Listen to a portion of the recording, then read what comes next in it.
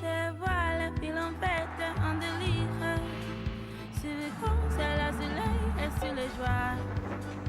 Et j'entends de la musique, les rires qui éclatent et rebondissent autour de moi. Une portée à la foule qui nous traîne, nous entraîne.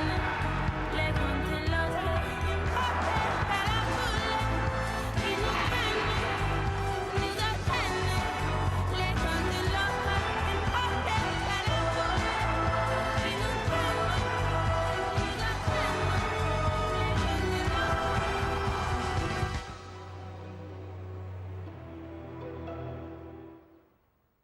Been a moth infestation at the Stade de France, and they're all over the place. Apparently, they left the lights on last night, and it's not it's not been well received. There's thousands of the things. They're currently trying to do something about it, and well, they need footballs and mothballs this evening, I think. I'm not sure what they. Hopefully, they'll clear them before they get round to kicking off. Well, amazingly, France have won their last 10 games against Portugal, dating back 41 years. This will be the fourth meeting between the two teams at a major tournament. The previous three were all semi-finals, and it was the French who triumphed on each occasion.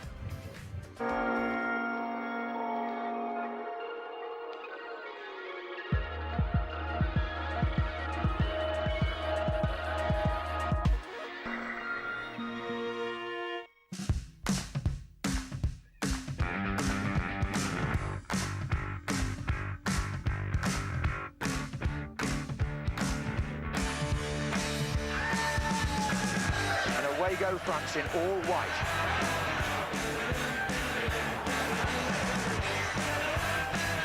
Oh, and Henry has got a penalty here. The referee pointed straight to the spot. Thierry Henry was the player who was fouled.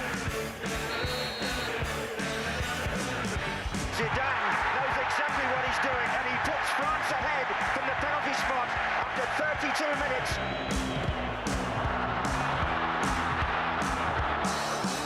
The team that everybody wrote off after they won the tournament in 1998 is suddenly right back in business.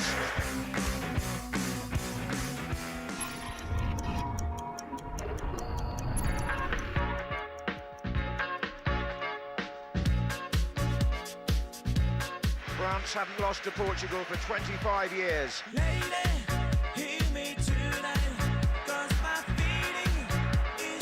Nuno Gomes might not be tight now. Oh, Portugal have taken the lead, and it's Nuno Gomes again. Henry coming in far side. Petit is in the penalty area as well. Thierry Henry, goal for France, the equaliser. And it looks to me as though it's a penalty. And he scores! France are in the final.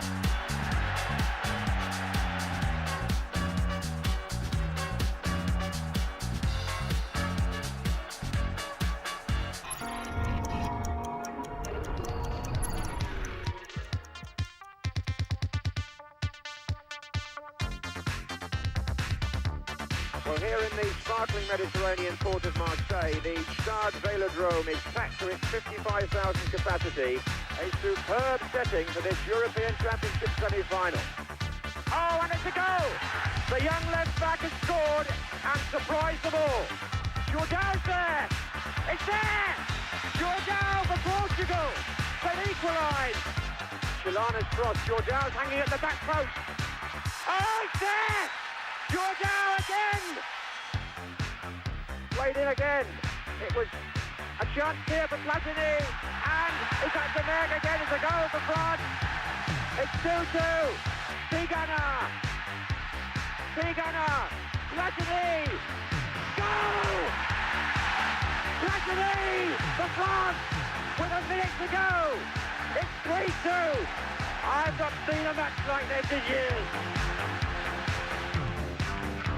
The captain of France receives the cup, the winner in the semi-final, a goal in the final. What else can you do? Welcome to the end of the month-long party. A few gate crashes threatened to spoil it early on, but it's grown throughout France into a real festival of friendship. Even if not all of the football has been sparkling, hopefully tonight we will see a finish with a flourish. Echoes of 1998, France in the final at the Stade de France, facing a team of Portuguese speakers whose star is Ronaldo.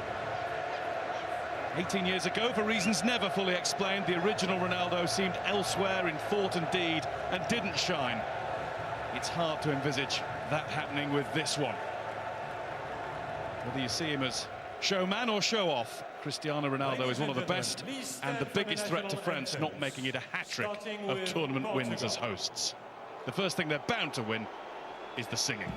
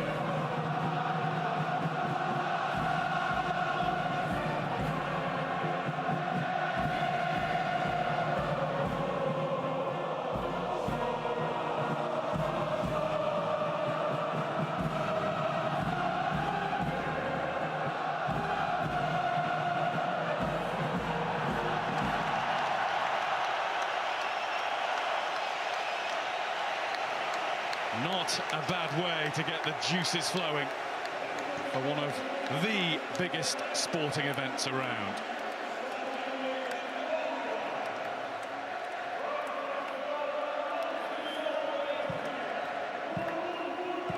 Let's take a look at the teams. Portugal with the excellent Rui Patricio in goal, and Pepe fit again to replace Bruno Alves at the back. Rafael Guerreiro particularly at home, born and raised in a nearby suburb of Le Blanc-Nesnil. William Carvalho returns from suspension. Adrien Silva, another to have been born in France with a Portuguese dad. And then there's the main two. Well, one. His great rival Lionel Messi has found international glory beyond him. And this might well be Cristiano Ronaldo's last big chance.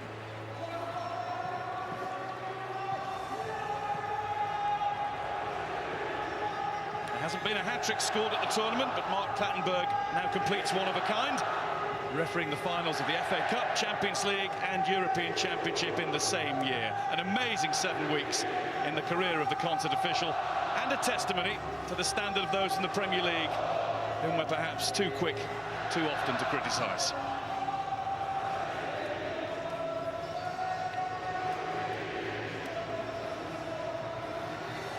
Well, if France win, Hugo Lloris will be the third successive goalkeeper captain to lift the trophy following Iker Casillas. He joins Sanya Koscielny and Evra in starting every game of the tournament. Blaise Matuidi and to start with, Paul Pogba are the sitters. And though Premier League champion N'Golo Kante can't get a game, relegated Moussa Sissoko can. Excellent against Germany, although nobody shone brighter in that game or in the whole tournament than Antoine Griezmann, who came close to playing for Portugal, his grandfather's country. One way or another, a number 7 is likely to have a big impact on how tonight turns out.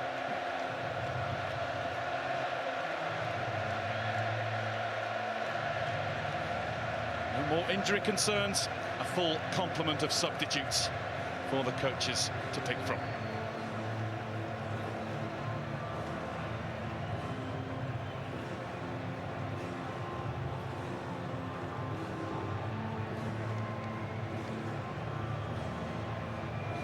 Be the countdown to kick-off that we've got used to throughout the tournament.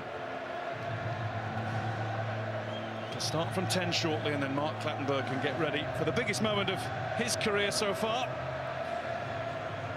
He'll be hoping for a quiet night.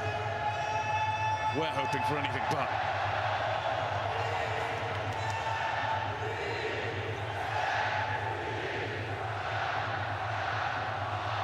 It is the 15th European Championship final. France are in their third.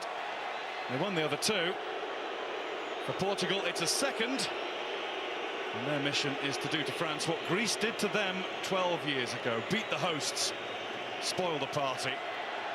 They'll have to be a little bit more composed with their passing at the back than that. It's a nervous first touch from Jose Font, Danny. It was indeed. Good evening, Guy. I think first and foremost, got to mention the atmosphere in this stadium. It's absolutely incredible. Been many big games, watched many big games, been involved in, and I can't remember one where the atmosphere has been quite like this. There really is an electricity about this place. And it's Patrice Evra who throws the ball into Olivier Giroud. Payet caught by Nani. Nani instantly looked for Ronaldo. He's being watched closely by Bakary Sagna.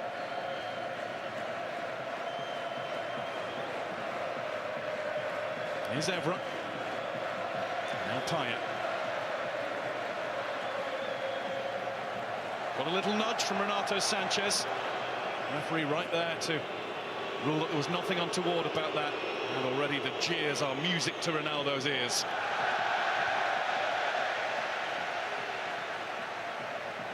Two sloppy passes early on.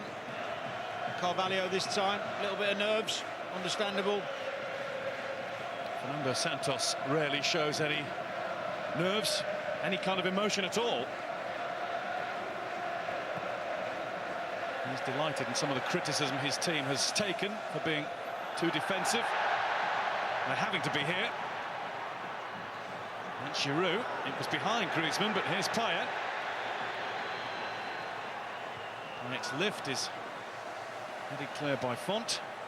João Mario. Now Nani. And he's rudely barged off the ball by Pogba. But Portugal are quick to regain possession. Not that Renato Sanchez will be able to keep that one in. A little bit frantic on either side.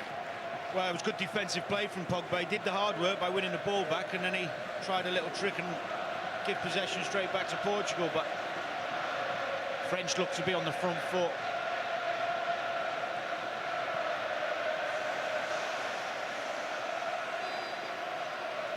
Sissoko settles for the throw. A remarkable turnaround in his life over the last few weeks. Part of the Newcastle United team that went down. He might be a European champion by the end of tonight. Payet. Griezmann left alone. Couldn't poke it out to Sissoko though. Griezmann is a worker. I think what's blatantly obvious is that Portugal are going to drop off, like we saw them do actually in the first half against Wales, give up a bit of possession and try and counter. It's what we expected.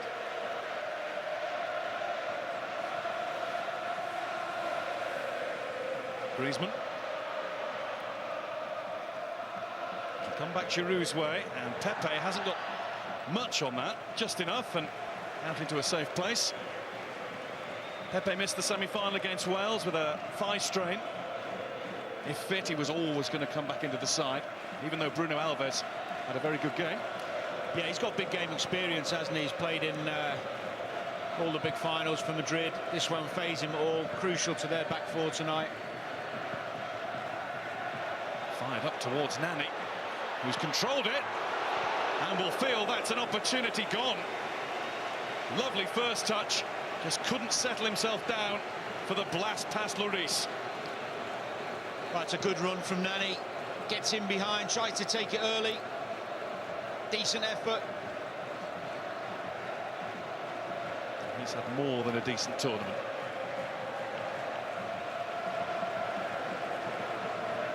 Back in the big leagues with respect to the Turkish top flight. He's leaving Fenerbahce. He'll start the new season at Valencia. Yeah, good move for him. Certainly seems hungry and fit in a new role. We're used to seeing him out in wider areas, but he's certainly done well in this tournament.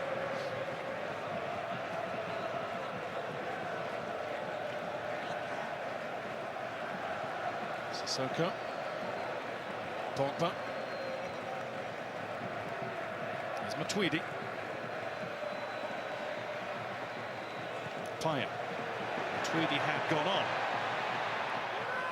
Trying to find a little gap in order to feed Griezmann. It's Pepe and Cedric who tried to get it away. Griezmann now with a touch. It didn't reach Giroud. It does reach Sissoko. And that's reached the moon.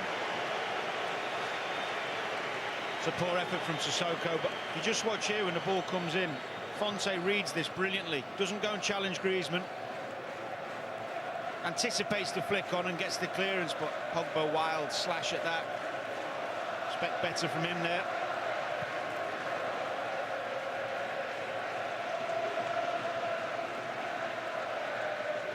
Pepe. Most of the noise at the moment is coming from the determined, passionate bunch of Portuguese. Nani slipped as he tried to just knock one in field to Cedric, who'd advanced. He'll have to get back quickly now. It's a nice bit of work from Moussa Sissoko. Here's Payet. Payet goes round the outside. Rafa Guerreiro. João Mario, it's not away yet. Look how quickly Matuidi's onto it.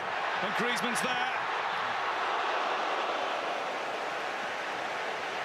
Portugal pride themselves on being defensively strong. Not looking it at the moment. It's another good opportunity. Griezmann just snatches at it. Expect more from him there, a bit calmer. There's men in the box, disappointed that he didn't find them. Can't blame him, really. Goal-scoring boots on at the moment. 6 for the tournament, 5 in the last 3 games.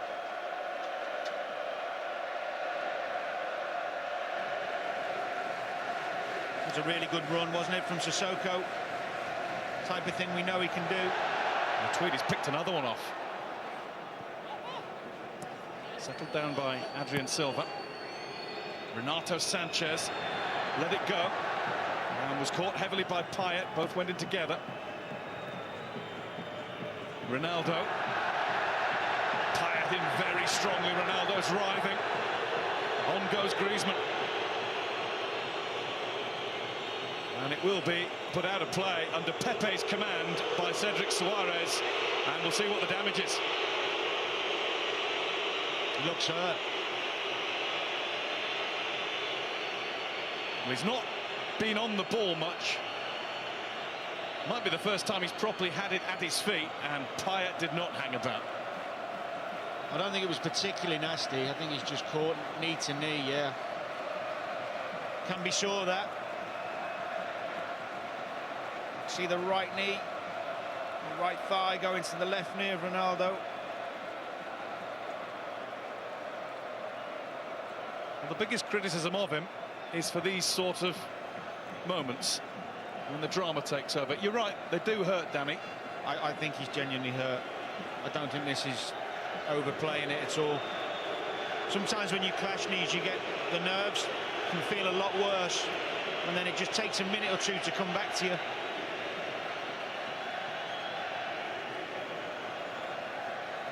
If his boot was flat on the floor, might have been a bit of a twist in there.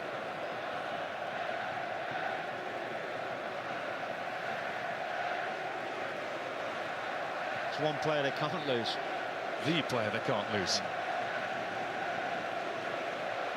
Might just work in his favour if he's fit. Not that he should need any more firing up.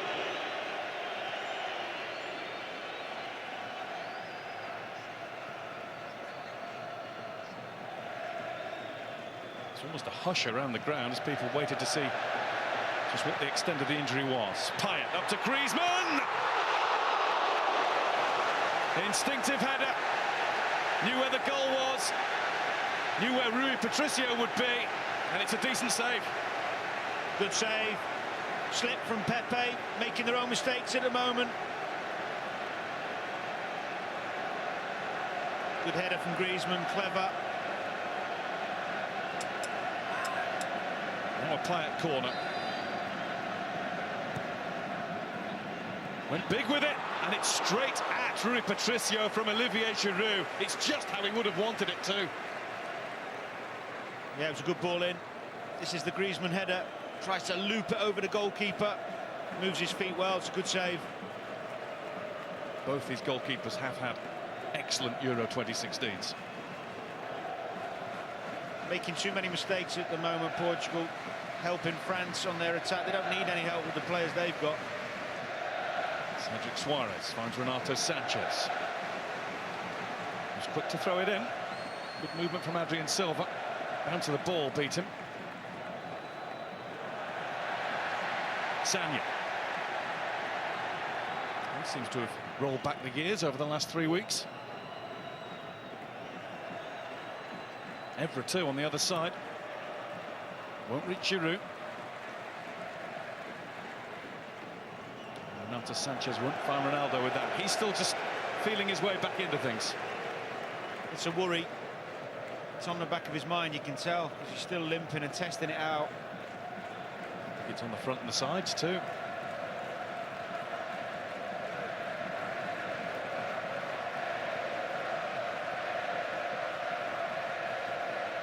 Payet.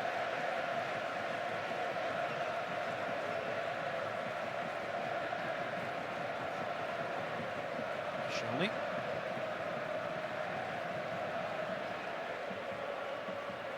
Titi. What a rise he's enjoyed. Third cap, last 3 games.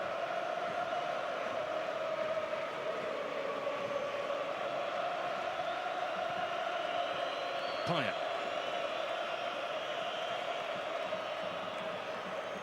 He's down by Adrien Silva. There's Pogba.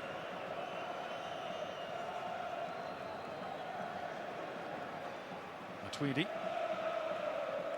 Had to go backwards, but had the athleticism to sort himself out.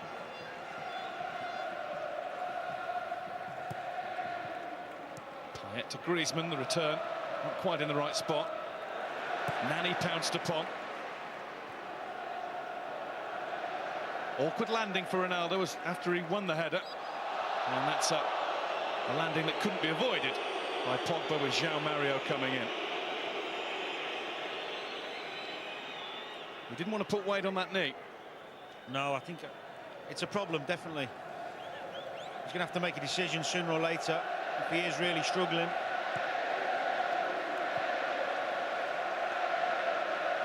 And Titi. Too much for Bakary Sagna.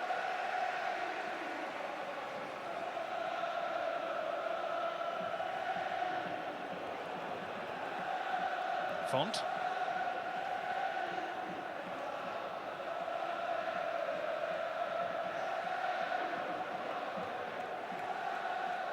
Jose Font given time on the ball. Rafael Guerreiro. Just going to busy things up for Portugal now. William Carvalho. And the teenage sensation Renato Sanchez. Nani. Behind Adrien Silva. And Titi was being ordered by Evra to play it back to Lloris. Nani's about.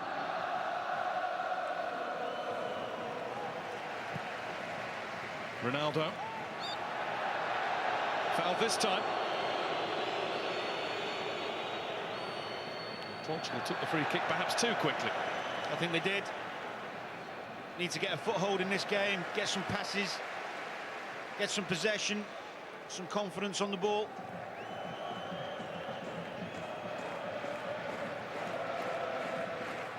France have looked the better team in the opening 14 minutes. Saving grace for Portugal is that It is level. That one save from Rui Patricio. Portugal have grown into the tournament. They're going to have to grow into the final. They started slowly against Wales, actually. I thought they grew into that game.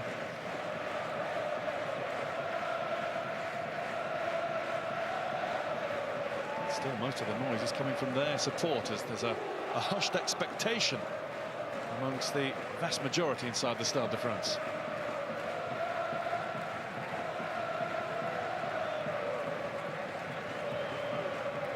Payne. Laurent Koscielny. Griezmann. It's a good combo with Sissoko. Well watched by Rafael Guerreiro.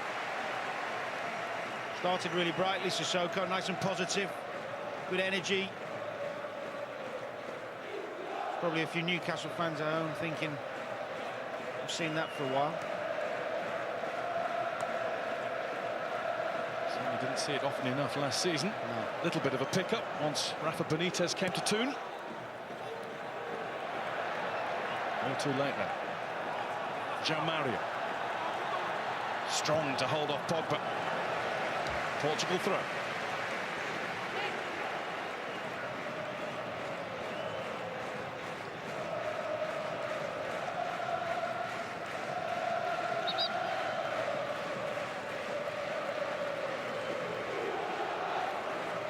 Very much the leader. It's William Carvalho, player of the tournament at the under-21 Euros just a year ago. And normally, players like Renato Sanchez would be playing at those tournaments. Thrust into this one. Big money move to Bayern Munich. He's just looked a little short in the opening stages tonight. Not in the competition as a whole, though. Ronaldo's gone down. He's coming off. And there are going to be tears. This was his stage.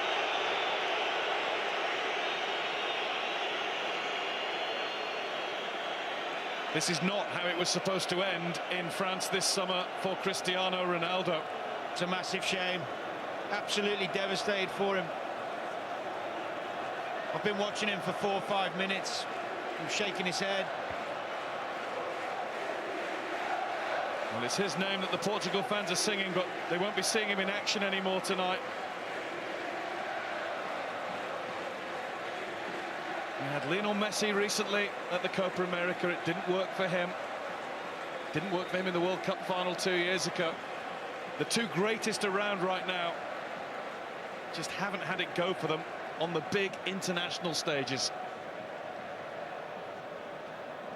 I mean, it's a little bit naughty from Payet, but it's not a horrendous tackle. I think he's maybe tweaked something. He's so wrapped up in his disappointment, he doesn't even notice the moth paying a visit. A change, and the last one that Fernando Santos would have contemplated making. I'm sure many of you at home will be cheering at this, but that's a sad sight of a great sportsman. You want to watch the best players play. Forget the histrionics, forget all that. He's a wonderful footballer and we want to see him on the pitch.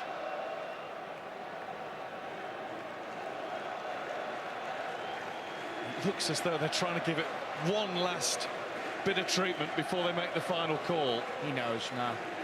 They can tape it up, but he's going to be playing within himself. He's got to be able to sprint, get off the ground, head the ball, go past people. The things he normally does. Yeah, the things he does, and you can't...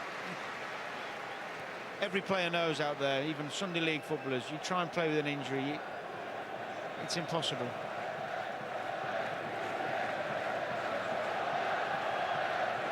Here's Blaise Matuidi at the moment. France are playing against 10.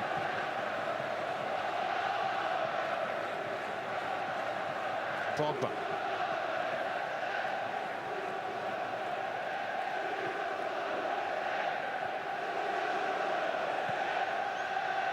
Matuidi. A few anxious Real Madrid supporters watching this.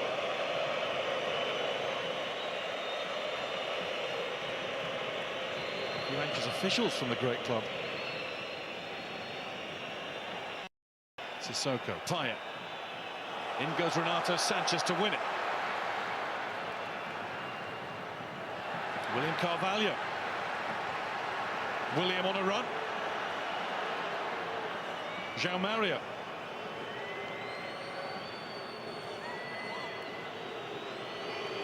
Rafael Guerreiro. Portugal doing well to keep the ball whilst they're a man light on the field. Nani shimmies his way past Bakary Sagna before running into Giroud. And can there be a France break? Well, that's as quick as Giroud's moved in a while, but Pepe's launched it. And he's coming back on, Danny. He is. Fair play to him for having a go. It's a risk. A risk worth taking, and you've got the talent he has.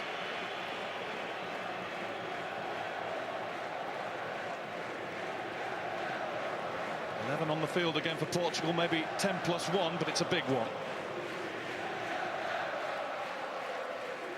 I understand the risk. I understand why they're taking a chance. Just have to be so careful that he's not leaving himself open for a worse injury, but it's the biggest game of his life, isn't it? So I'd do the same. I'd want to be out there. The only player they would take that risk for. Yeah. Throw in for Portugal. We'll be watching his movement. We'll be watching the body language very closely indeed now.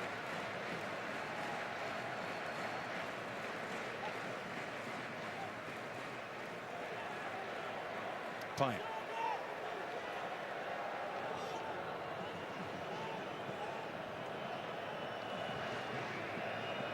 Evra.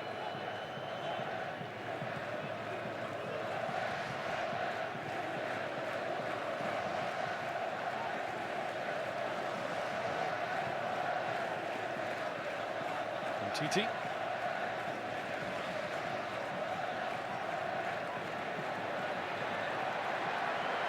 away went Sissoko.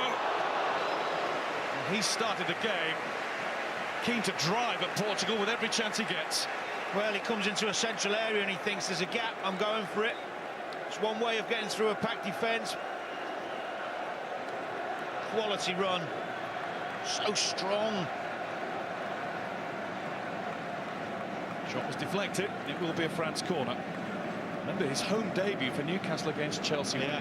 He looked one of the best players in the world. He's not done it quite since.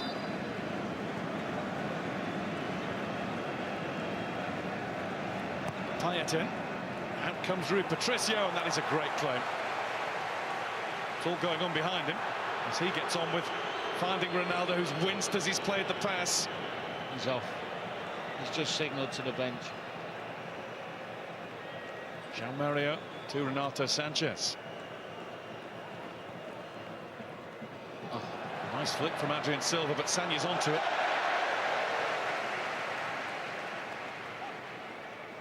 Renato Sanchez. In towards Ronaldo. Couldn't get the spring. Follow-up shot is wide. Adrien Silva way off target. And he's just signalled again as Ronaldo is given the call to Jose Fontaine-Pepe that he's gone. His game is done. It's a good chance for Adrien Silva. Very good technically. The bigger worry, of course, is this man coming off. What is it about this stadium and the big major finals with Ronaldo? It struck again.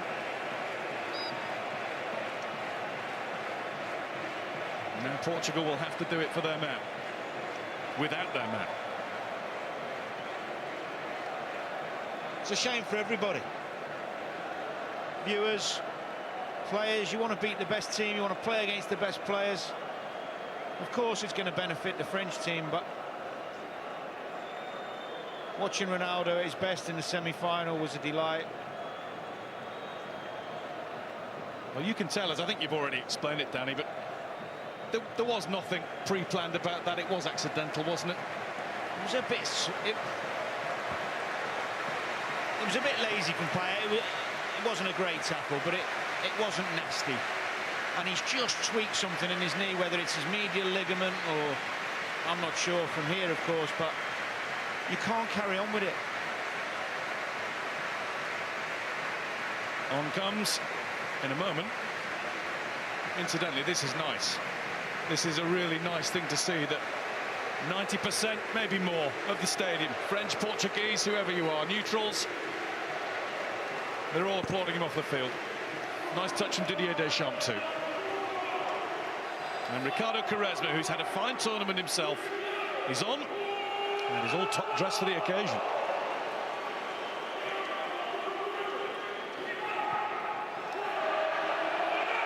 Giroud.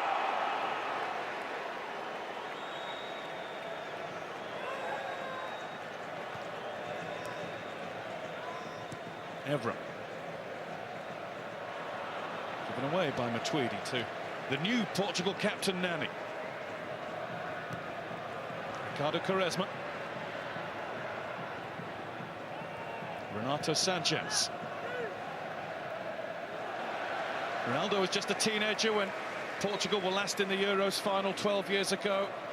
He couldn't inspire them to beat Greece, who won with their only shot on target in the entire game. Maybe the teenager on the field can really step it up. Well, there's an obvious change of formation. Nani's up on his own now. They've brought Quaresma on the right. Mario on the left. And Sanchez has gone further in field to make a 3. So it's a 4-5-1 in effect. With Carvalho, Silva and Sanchez in the middle as a 3. It's Quaresma. Cedric outside. Quaresma does like to do whatever he can with the outside of the boot. Cedric Suarez got the chance to cross, and it's knocked down tamely by João Mario. Couldn't get a proper jump at that.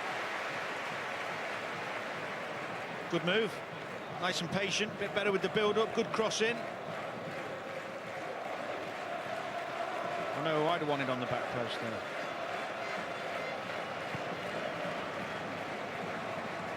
Pogba.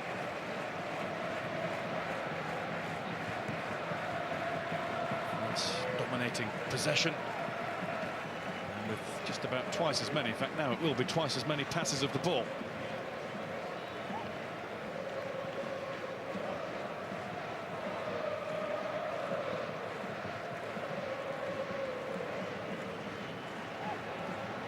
Pogba. Sanya to Sissoko. Just behind Griezmann, allowed William to get it. Pepe.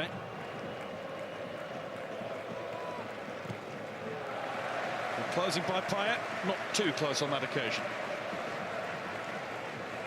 What it's going to actually do is make Portugal harder to break down, because they've got another midfielder on the pitch in effect. Sometimes you carry Ronaldo a little bit defensively, so of course you lose that wonderful talent in attack and everything he brings going forward, but defensively they're certainly going to be tough to break down. As if they already weren't. Still unbeaten in competitive internationals under Fernando Santos. Shrewd, wily stewardship. They've only lost 2 of 26 internationals that have really meant something in the last 4 years, getting on for 4 years.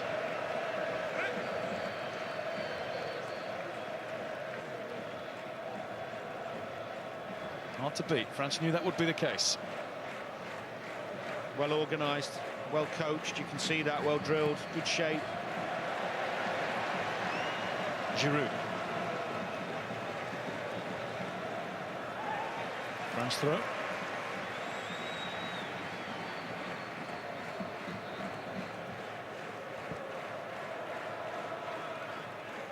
Evra. Payet.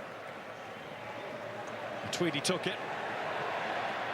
And Rui Patricio stayed back, allowed Rafa Guerreiro to flick it clear in a fashion. That's a bit of uncertain goalkeeping. Koscielny.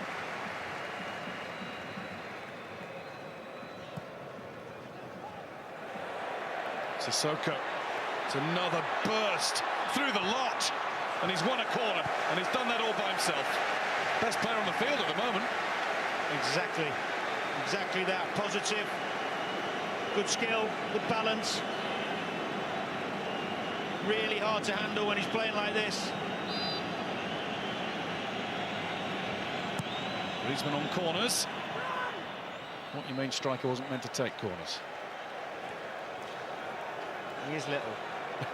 Here's Pogba. Tweedy made a run into the box. That's really good stuff from Southampton's Cedric Soares. Yeah, I like Cedric. I think he's a good player. He's quick. Doesn't dive in too often. Made his international debut here. 2-1 France win in November of 2014.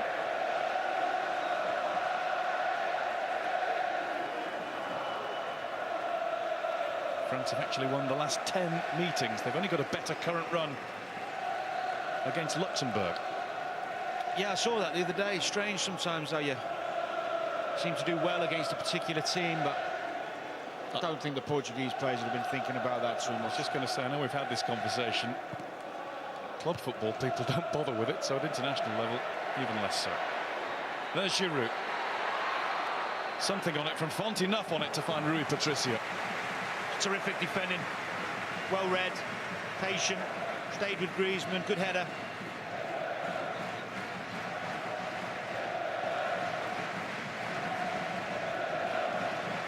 Pepe.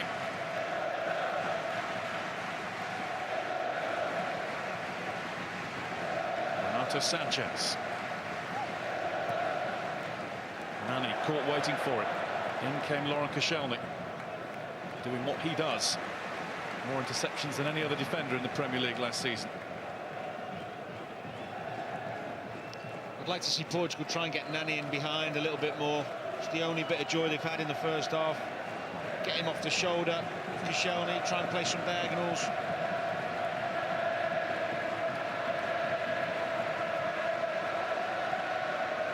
Sissoko, Koscielny.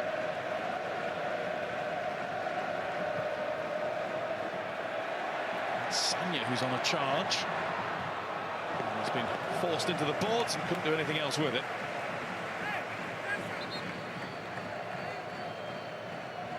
Nothing too much for Mark Clattenburg to concern himself with yet. No.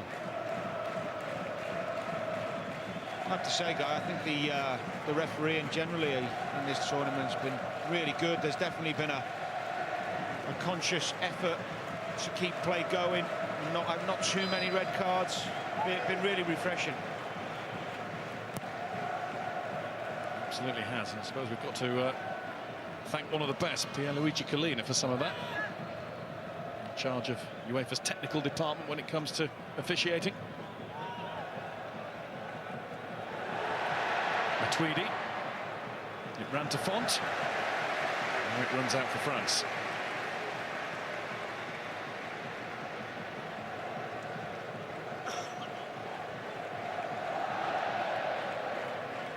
Pogba. Giroud. Griezmann to Payet. Cedric will want to keep him there. Great work again from Sissoko. Stung the hands of Rui Patricio.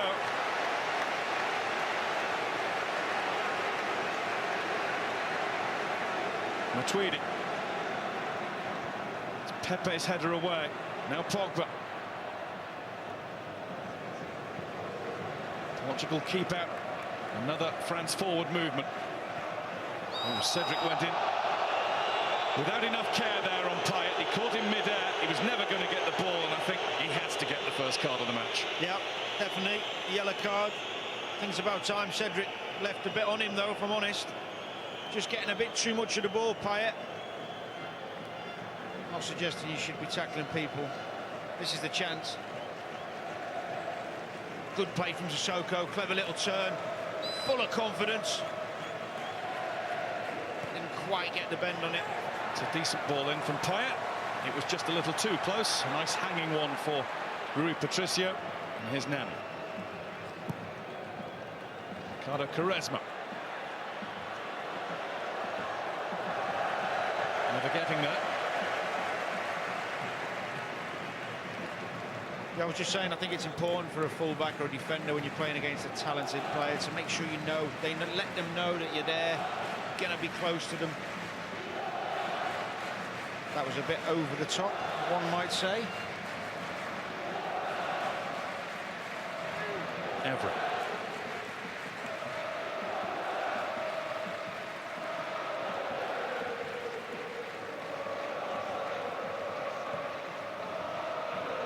You do occasionally see a shadowy shape flicker across your screen.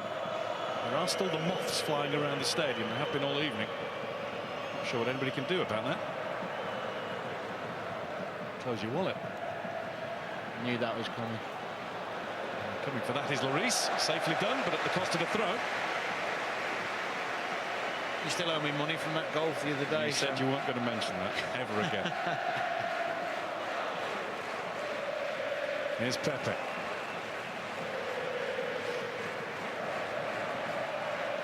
Cedric.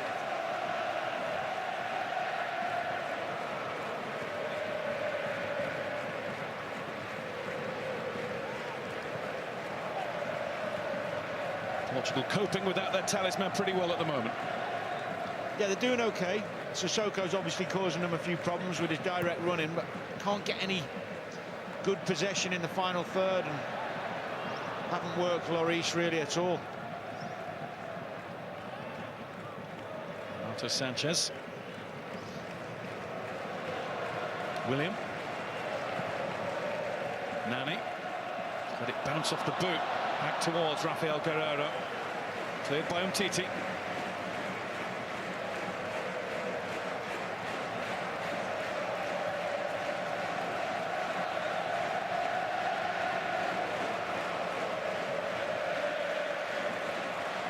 Still the Portugal supporters wave their flags, clap, cheer. I think they realise they've got to play an extra part now.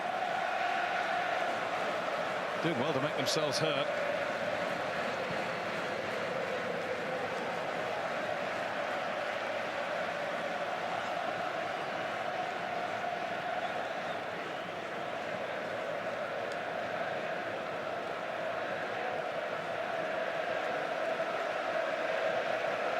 First time that Allez Les Bleus has started to build. Pepe.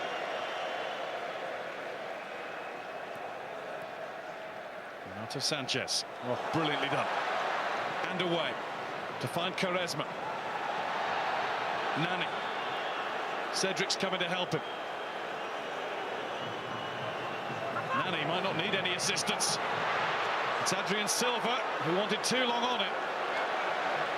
Rafael Guerreiro, and it was dragged, but it took a French touch. It's a Portugal corner.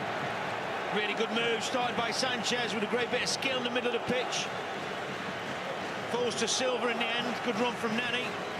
Just can't get out his feet, gets a bit trapped.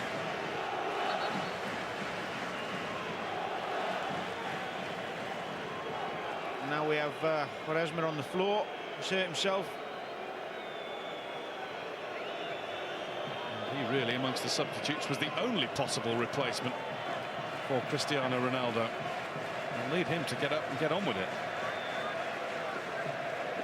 It's fine.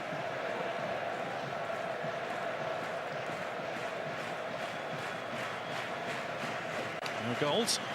France have had 3 corners. This is Portugal's first. João Mario. And it was a good leap. Jose Font from a standing start. Yeah, it's good ball in. It is a good lead. Wins it quite cleanly, actually. Should do better. Seen him score some really good headers. Southampton. Sissoko. Charged up and off again. Here's Payet. Lovely early cross from Dimitri Payet.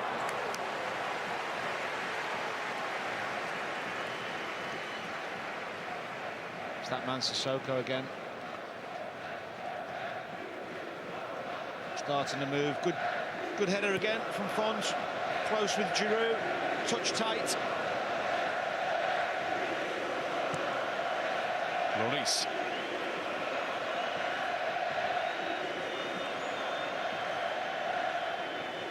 Ricardo Quaresma. Managed to hold off Matuidi, at least first time, and second.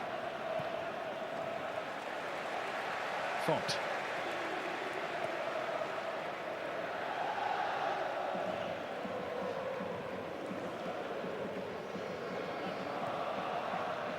William. There's Pepe. Nice layoff from Ricardo Quaresma. Sissoko. Griezmann. Look how many deep red shirts are back in their own half. Payet managed to escape the clutches of Adrian. Griezmann. Payet. Quickly closed by Pepe. Sanya. Pepe there again. No frills defending from the Real Madrid man. Good attack, good defending, good quality football that all round. Renato Sanchez just enough on it for João Mario. Pogba not enough on it. Nani was well placed. Another Portugal corner. Best spell of the game, end to end.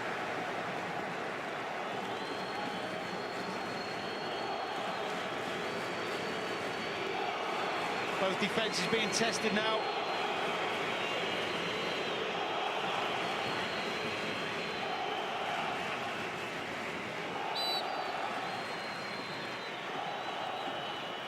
Mario wanders away. The short option is still there, though. Rafa Guerreiro with the cross. Pepe nearly got there. And Titi, importantly, just nicked in ahead of him. Rafael Guerreiro once more, and caught betwixt and between. It's unlucky. Some good quality balls been put in on both sides. Talked earlier in the tournament about England's poor set plays. They've all been on the money tonight.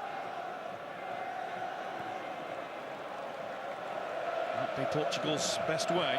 Nearly half of the 45 goals that France have conceded under Didier Deschamps have come from set pieces. Yeah.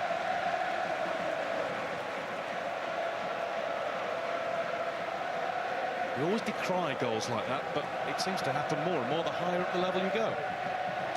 Well, you've got such big, strong guys to try and defend against. It gets more difficult, but it's part of football. Very important part now. Nani. Well kept by Adrian. And Plattenberg has asked for the ball to be put out. And not seen too much of Pogba. what's that about? Did we need a change of ball? I think it popped to Portugal again. I think it might have popped. Yeah.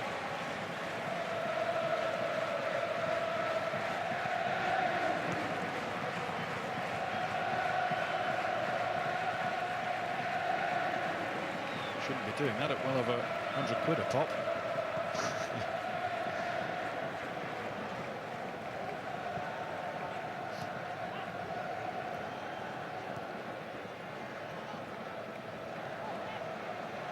Jose Font. 2 minutes until the half-time interval, or there or thereabouts. There'll be a bit more added on for Ronaldo's injury. João Mario. And Portugal, over the last 10-15 minutes, has spent an increasing amount of time in the French half. Very well balanced. Rafael Guerreiro can't go any further on that occasion. And they've got some good players. They've kept the ball well. They've grown in confidence. They started a bit nervously in the first 10 minutes. We saw some stray passes.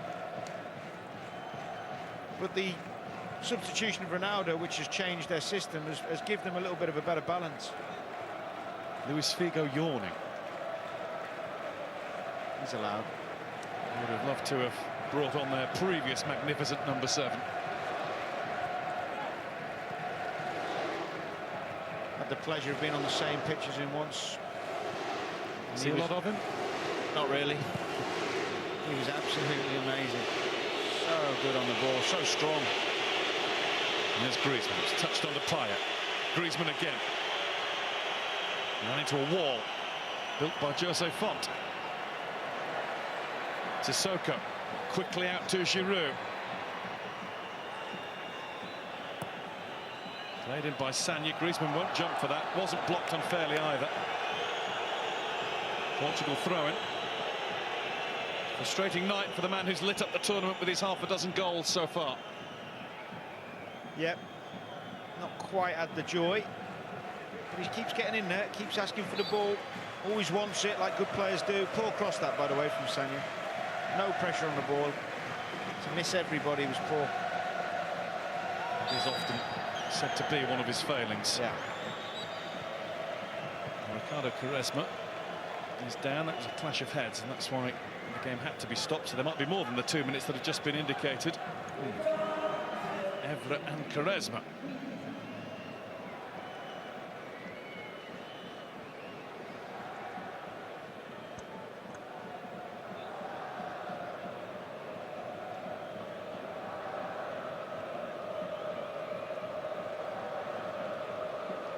There'll be a few with headaches watching the game, I should think. Not exactly been one to get the pulse racing so far. No, it hasn't, but it's been fascinating. I think the French started really well. Portugal hung in there a little bit in those early stages. Then they've had to deal with a massive blow of losing their captain. And I think they've recovered well, really do. Passed the ball well. Not troubled the goalkeeper, of course, but growing into the game. Well, Shearer might be scratching his head, looking at Moussa Sissoko's display. Well, be interested to hear what he says, because when you've got someone with that ability, the only other thing you can question is the mentality. And tonight he's looked like an absolute world beater. He's going past people, he's making things happen. He's playing with an energy and a desire that, as you say, we haven't really seen since that opening month of the season, opening month of his career in England. William Carvalho.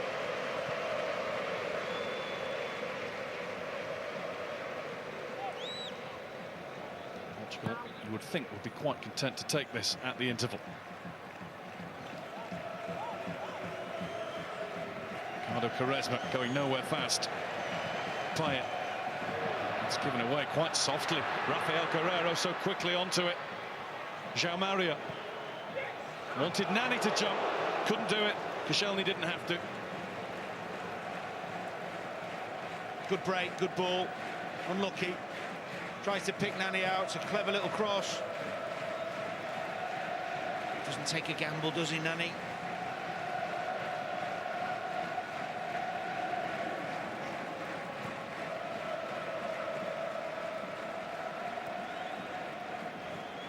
Koscielny.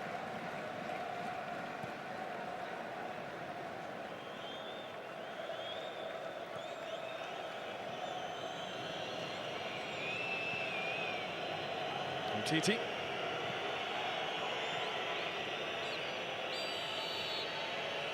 Half-time in the final of the 2016 European Championship. Griezmann's come as close as anybody. Header kept out by Rui Patricio. We haven't had a goal, but we have had a major story. Cristiano Ronaldo forced off injured after a knee-to-knee clash with Dimitri Payet pretty early on in proceedings. It wasn't meant to be that way. Can anything now stand in France's way? Well, Portugal are so far. Portugal 0, France 0. Yes, no goals, no Ronaldo, and that's generally, as Guy said, the story of the first half. Really, it's not been much to chew at. No, it's been a pretty tame affair, that first half. That was obviously the big news, was Ronaldo. Big blow to everyone, because it's such a shame for him and for the game, because we want to see the best players on the biggest stage. But having said that, the game, I think, is suiting Portugal more than it is France. They're playing the way we expected them to play, by sitting even deeper now that their superstar has gone off. And at the minute, there's not been too much brilliance to try and break them down. It's been a frustrating half. Yeah, what do you make it from the French perspective, Thierry? Well, Momo Sissoko has been playing so well in the first half, match ready too. But when you play in this type of games, you need to be able to beat people in a 1v1 situation. You need to unlock something because they are very difficult to play against. So that's why Momo Sissoko is playing well, and we see him because he can beat people in a 1v1 situation. And at one point, you need to do that. If not, it's going to be very difficult. Bit of a stalemate. Certainly, the first 15 minutes were lively, and then almost like when Ronaldo went off, everyone thought, now what do we do? Yeah, it was almost like the superstars left. But now, what is there to do? Who's going to unlock the door? Who's going to get inspiration? But I think this, like we said before, this game suits Portugal. They still look quite a bit of a threat every now and again on the counter-attack. They just haven't got that potent person in front of the goal. But I think if they get up there and they get out, Nani, with having Ronaldo off the pitch now, maybe be able to express himself a little bit more and take on that responsibility. And I just think Renato Sanchez as well, breaking from midfield. He's done that a couple of times. France has to be careful. But yeah, Matuidi is covering a lot of ground. If he can continue like that, then they'll still win with a chance. I think France, they need width. Their wide players have been coming inside all the time. If they can get that width and spread the Portuguese back forward, they'll have a chance. I suppose in many ways, though, we've seen France during this tournament, they've generally made changes or something at half-time and been much better in the second 45 minutes. Listen, that's what I'm talking about. Maybe it might be a game for Kingsley Coman, maybe a game at the end for Martial. I know we didn't see him the whole tournament, but we know both of those guys have the ability of beating people at any time when they're on tune, obviously. So who knows what DJ is going to do at halftime? But like I said, you need someone to make something happen. If not, if you don't do it against Portugal, it's going to be very, very difficult, like I said before. It's not going to be Ronaldo that makes anything happen in this particular game. Real shame, isn't it, to see a huge star and he's a big final like this. Yeah, and I don't think there's any blame for Payet. It was a strong, hard challenge, and I mean, very rarely do you actually see Ronaldo getting hit with tackles. He normally jumps over them. He got one tackle there, comes in again. It's just a hard, strong challenge, isn't it? It's unlucky. Yeah. That's what all you can say about it. Yeah, I don't think he had the intention to go and hurt Ronaldo. I just think it was just that he wanted to put a strong tackle in, let him know he was there. It's what you say before a game when you're going out, you're the best player, let him know you're there. You don't want to injure anybody, but be physical. Yeah. Just unfortunate Ronaldo's studs got caught, I think, on Jardy's knee. His ligaments, I think, I'd say. Yeah, but in all fairness, he did it on Renato Sanchez a tiny bit before. We saw Matuidi doing it on Carvalho. I think that the way the French team came out was to say, listen, we're here. And we all agree that you don't want to see a player of that magnitude like that and leaving the field knowing that he never won, a tournament yet. At this stage, you got really emotional. I mean, Mammoth miss for Portugal, of course. In fact, the Moth has now got his own Twitter account, apparently. Deservedly so. Such are the times we live in. But no, it's really sad to see him go off. But also, lovely ovation from not just the Portuguese fans, but the French fans, Thierry, which was nice. Listen, and Didier Deschamps. At the end of the day, the guy is an amazing player. We will go down in the history of one of the best. So you don't want to see a player like that leaving the field. And I was part of that final 98 where also another Ronaldo was on the team sheet and he wasn't on it. Yeah. Then it's another Ronaldo again in 2016. So you want to beat the best team that you can beat out there, and obviously he's not going to be there, and that's just the way it is. I'll tell you one thing, the French players won't be bothered about it. They'll be delighted. The French players, the best players off the pitch, the biggest threats off the pitch. Yeah, of course, obviously.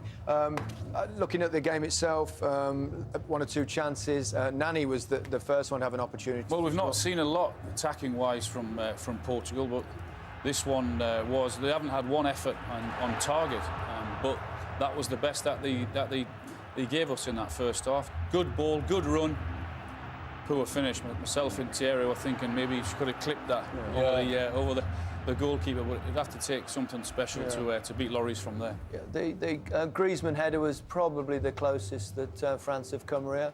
Yeah, no, we expected Griezmann to be the one to try and unlock the door. A little bit of a mistake here from Pepe, but a great run on the shoulder of the defender. Fantastic ball from Payet and a really good save in the end. But this guy, who said he's small, but he's very, very good with his head. He puts the ball where he wants. It's a great effort. Yeah. But that's what it's going to take.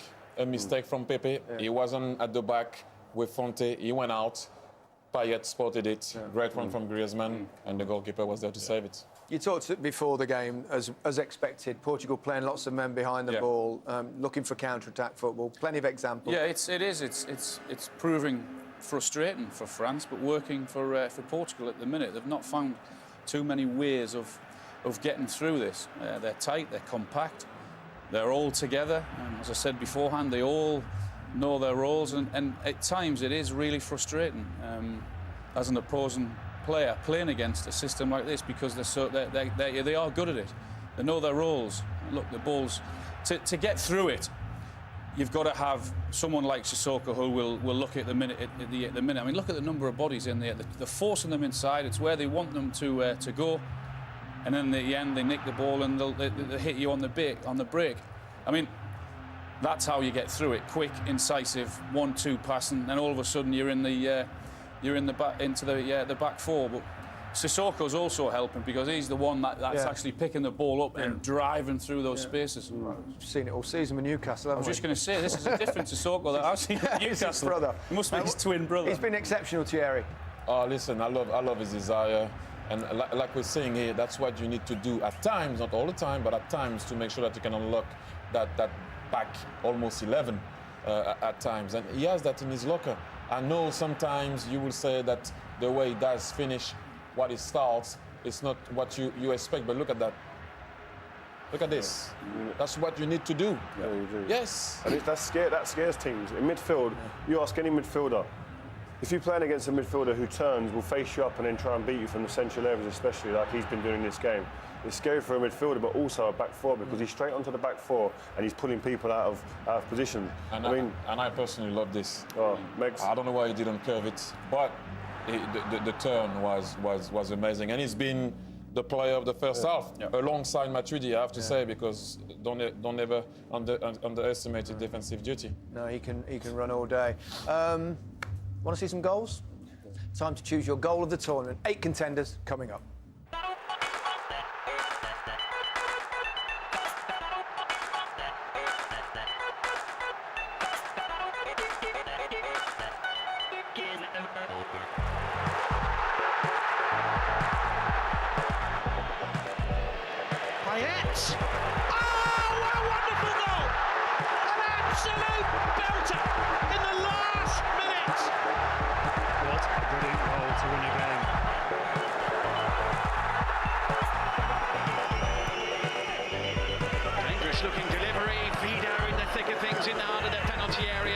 Jukic looks frustrated. Oh, the goal! Luka Modric for Croatia.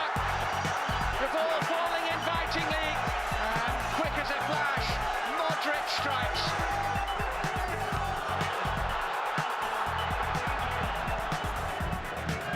Here's Hamsik. Russia have left him alone. Hamsik! Just brilliant. Just brilliant from the best player on the field. Such a sweet strike that is.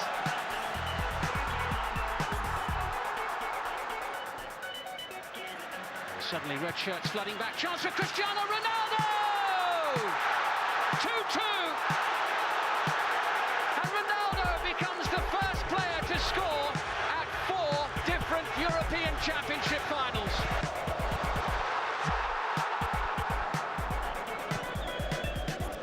Seferovic with the touch, and Madario. Shaqiri!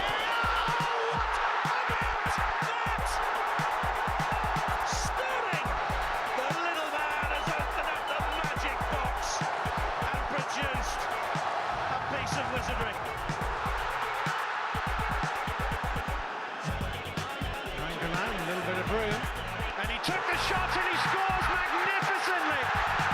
Well, he hit a beauty against Sweden, but that's even better.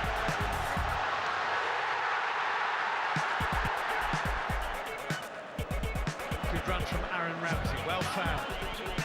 Kicked in towards Robson. Kanu, Taylor's available. What a turn! What a goal! What a moment for Wales. Hal Robson Kanu with what may very well be the goal of his life.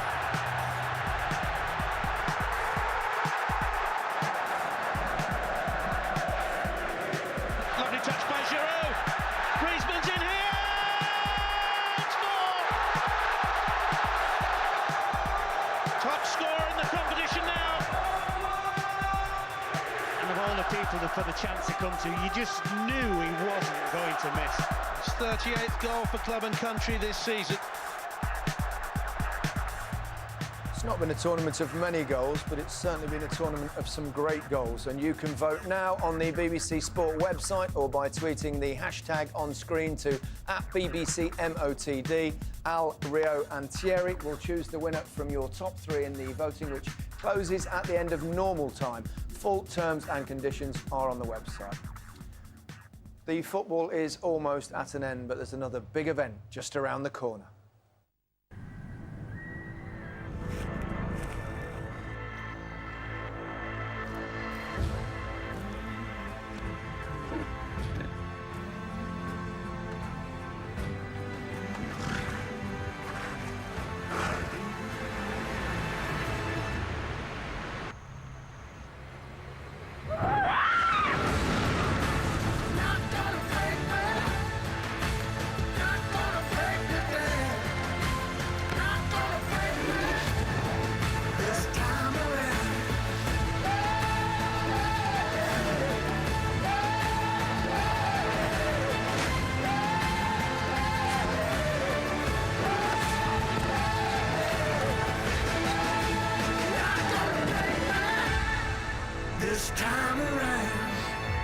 Rio 2016.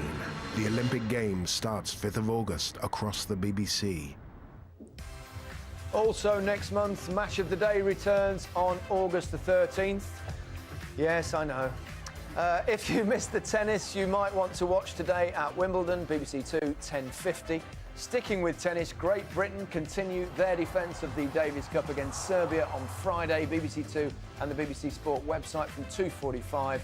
And the Open begins on Thursday. 2 hours of highlights on BBC 2 from 8. Live commentary from all 4 days on 5 Live. Because we can! Yes, we can! Welcome to the end of the party. Griezmann! Instinctive header. That's a sad sight of a great sportsman. Great work again from Sissoko. We haven't had a goal, but we have had a major story. Yes, goalless at half-time. Big story was that Cristiano Ronaldo, of course, limped out, sadly, early in that particular half. Thierry, half-time, Didier Deschamps made some dramatic and very significant changes at half-time in this tournament. Do you expect him to do the same now? I don't expect him to do it yet, but it's going to come, I think, pretty quickly if it stays like that, because they need to have someone that can beat people. Momo Sissoko has been doing it, so I don't think he's going to do it yet, though. Maybe I'm wrong. Yeah, I think the substitutions are going to be key. I think the bench of France is better than the bench of Portugal. They've got players that come on and have done in the competition and made big impacts. And I think that's going to be vital and play a key part here for France to win. Portugal will play exactly the same. I think they'll be quite content, as I said, with that first 45 minutes. You've just got to hope that one of the game changers turns up for France in the second half. A goal generally livens things up. It might come from that man. Top scorer in the tournament, of course, Antoine Griezmann, and he's been pretty prolific in recent games. Oh yeah, he scored a goal late on, didn't he? Who knows what will happen in the second half? Let's find out with Danny Murphy and Guy Mowbray. Thanks, Gary. Well, no changes made by either manager during the half-time interval, so just that one big one in the first half. Ricardo Quaresma on for Cristiano Ronaldo. What we did see was the sight of Kingsley Coman warming up on his own throughout half-time. And we've been speculating, Danny, haven't we, as to who he might be coming on for and when. Well, I would have been surprised to see him instead of Payet, because obviously Sissoko's been the player of the first half. Payet has the ability to open you up in an instant, so we'll wait and see, but he's certainly warming up still. France are starting the second half in pretty hot fashion. It's cut out before it could reach Griezmann. Nani's lost it, and he hobbled away from the challenge. Umtiti followed him.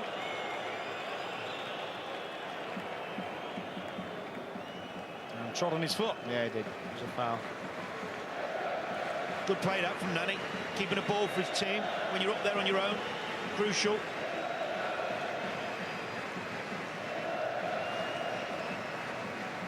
Shiny silver boots. Offering a great deal of protection from that, though. Can't lose him too.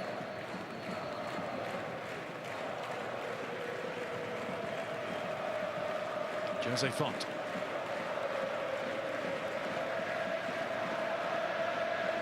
Some neat footwork by Adrien Silva, but then he ran into the colossus that is Paul Pogba.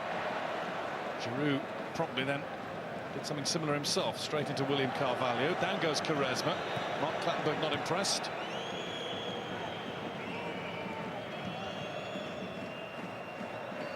This has been the France pattern all the way through the group stage, and then against the Republic of Ireland, their first 6 goals at the tournament were all scored after half-time. They didn't really get going in those games early doors. And probably whopped in 4 before the break against Iceland. Sissoko penalised. Portugal free kick. It will just be a free kick. Yeah, Pepe's making the most of it. Sorry, say that again. I have to say, forget him making the most of it. He's been absolutely superb tonight. His interceptions and reading of the game have been really, really good. Hate to see all that diving about, though. And he's all right, you'll be pleased to know. Gets on with just defending. He's one of the best around. He's been named to the European Championship team of the tournament at the last 2 editions of this. Very, very good footballer. Spoils himself, doesn't he, with the other stuff? Sanya slipped from Pogba. João Mario.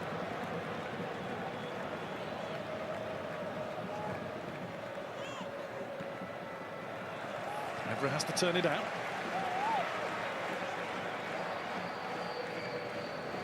William Carvalho. To quicken the stride to get that one away from Matuidi, the ever-willing, strong-running Matuidi.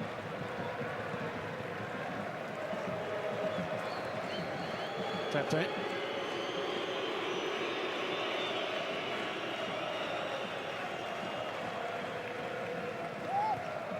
It's a lovely touch from João Mario, who's got it again. Cedric was busting everything to try and get on the end of it. Good move.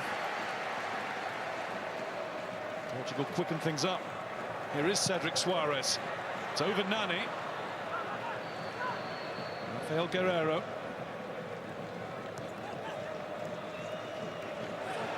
Nice bit of work from the fullback again until that final ball is blocked. It's easy for Lloris. And on his way back, he casually makes sure the ball doesn't reach Sissoko. You can see just why. He's made a big money move, getting on for £10 million from Lorient in France, where he's been playing, to Borussia Dortmund for the coming season. Yeah, I've been really impressed with him. The only surprise is that he wasn't first choice being in the tournament, but he certainly played well in the last couple of games. He was unlucky there with the final ball. Sissoko just getting his toe on it, but he certainly wants to get forward and make things happen, the left back.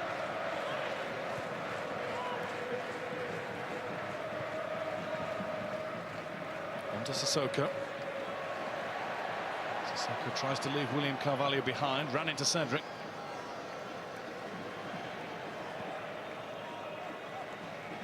Pogba, Payet, Sanya. Adrien Silva on the slide, couldn't take it away from Payet. Super tackle from Pepe. João Mario was more concerned with where Bakary Sagna was running rather than with running straight to the ball. Fernando Santos is letting him know about it.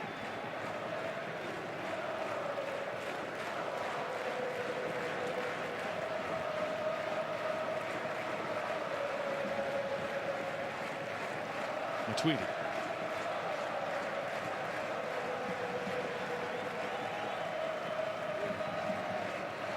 Sissoko. Payet. Shoulder to shoulder, Renato Sanchez. Cedric Suarez got a toe to it, and now it is Sanchez once again. Cedric. Nani. In came Matuidi. He had Umtiti at his back, Matuidi in his way. Needed some help there, Nani. Good to see Payet coming into central areas to try and get the ball. It's twice in the last couple of minutes. Nani foul on Sissoko. Seems to be a better tempo to the start of the second half. Definitely. Looks like the French have had a bit of a rocket from the manager. Liven yourselves up, get on the front foot, get some attacks going. And they're now getting a crowd boost. Giroud. Sissoko just about took the ball with him.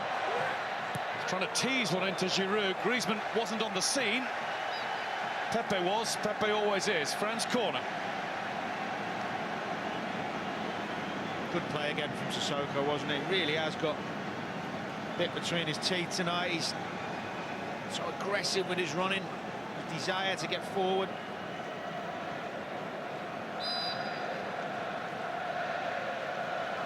Griezmann's corner. Rui Patricio made his mind up very quickly to make it his, and he did make it his.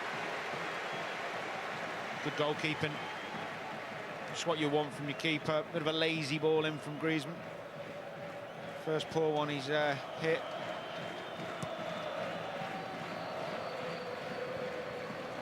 Titi. There's Pepe. Arms in the air from Fernando Santos. Furious that Pepe did that with it. Very demonstrative manager. He's never left the edge of the technical zone. Didier Deschamps has hardly got to his feet.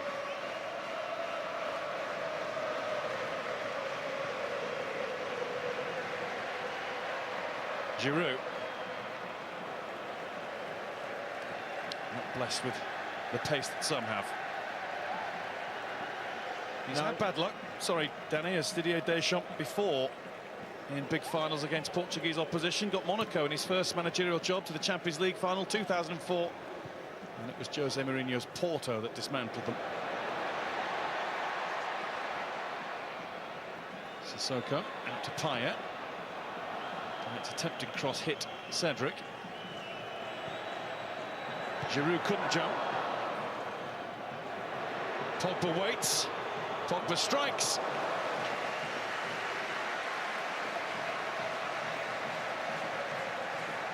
Good ball in from Payet, but look at that for defending. If it's not Pepe, it's Fons. Oh. And we'll take another look at Pogba's strike and the disappointment to spare the view of an idiot on the field. And when you think about the security situation in France right now, it is no laughing matter when somebody does invade the playing surface. Everybody is on a high alert of tension. Just brainless, isn't it? Just brainless. And credit to the fluorescent jacketed stewards because they were on him in the blink of an eye.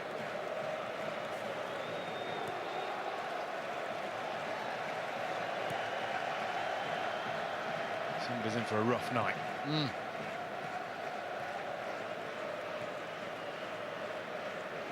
William Carvalho.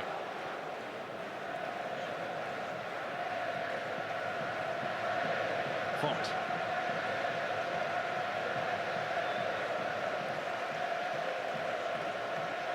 Pepe.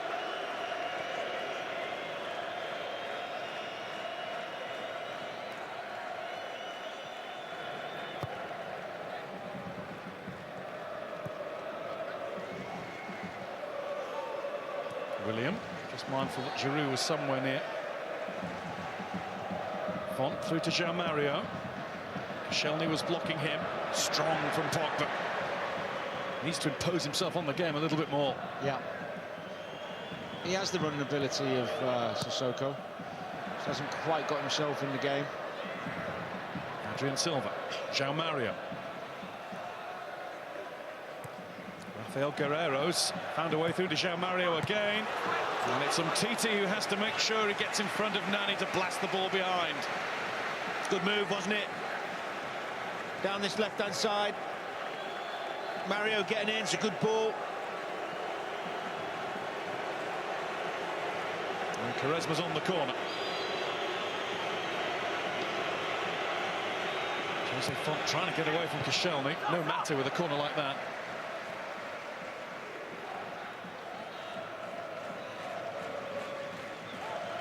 Quaresma. Oh, It was a poor clearance from Koscielny. He got mightily lucky. He did get lucky. Could have ricocheted anywhere.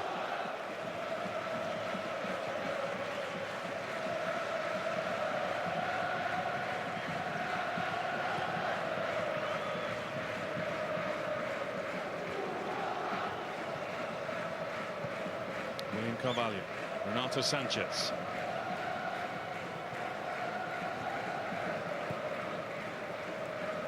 Font. Rafael Guerreiro.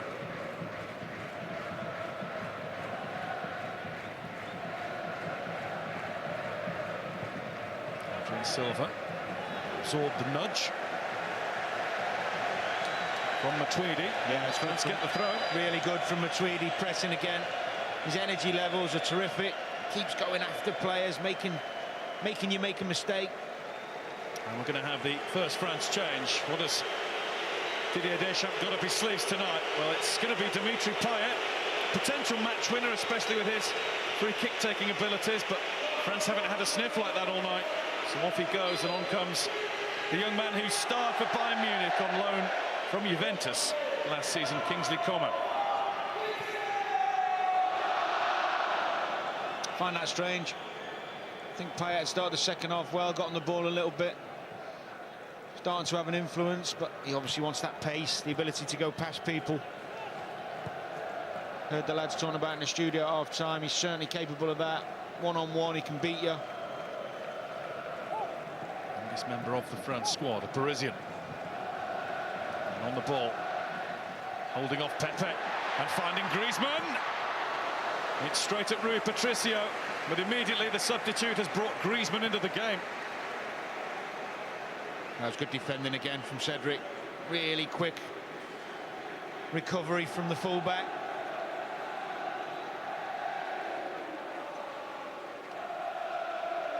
Had some career by the age of 20 as Coman, having played for Paris Saint-Germain, Juventus and Bayern Munich.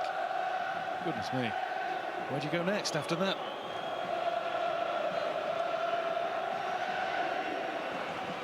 He's super talent, isn't he? Just got to get that consistency, which obviously comes with more games you play.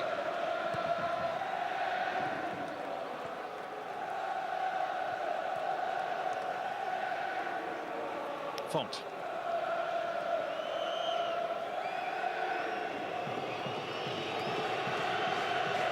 Rafael Guerreiro.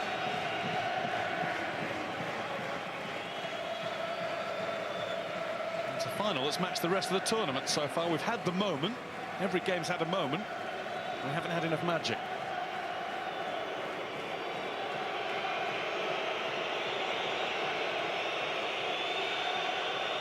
I think Portugal might be content to go the long route with this one. Certainly can't see them taking big risks. Awkward slip for Rafael Guerreiro. He just stopped himself from getting the knee burns from the Astro.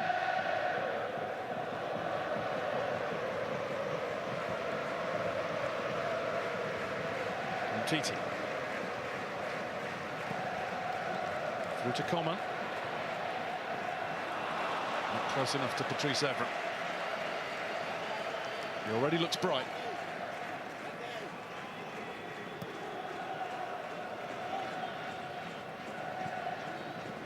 Titi wins it.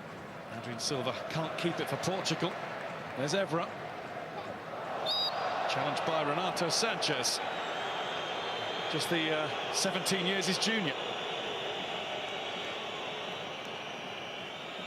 Not a lot in that for me. Just getting on top a little bit, France now. First to the loose balls and the knockdowns in the middle of the pitch. Matuidi and Pogba.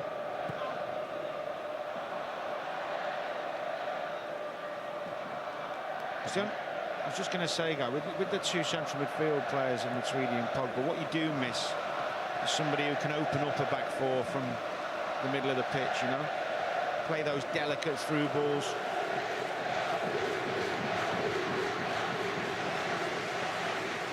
There was around about 20 minutes to go when they made the change in the semi-final against Germany to put Pogba further downfield. Kante came on. Pogba immediately made goal number 2.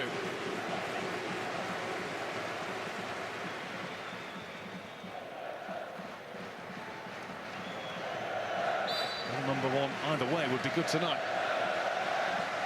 I agree.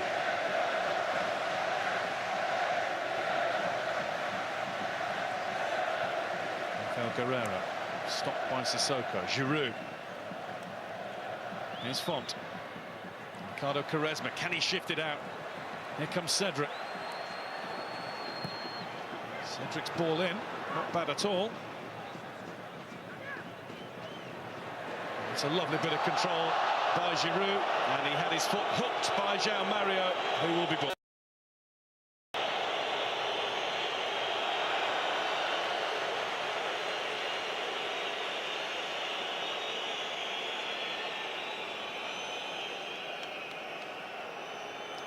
Good touch from Giroud. Cynical trip, no-brainer for Mr. Clattenburg there. Get the yellow out.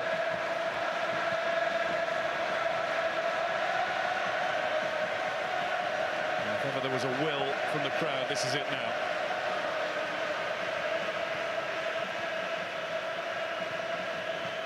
Griezmann, Coman.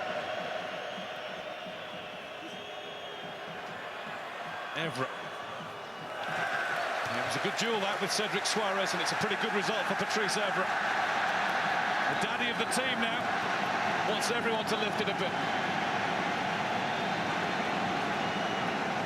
Good defending again from Cedric.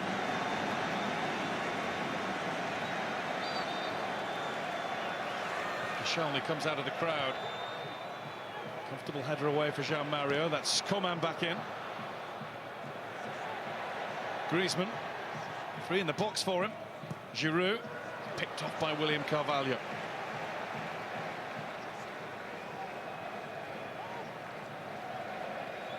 Portugal change is imminent. I'm going to put João Moutinho into the action.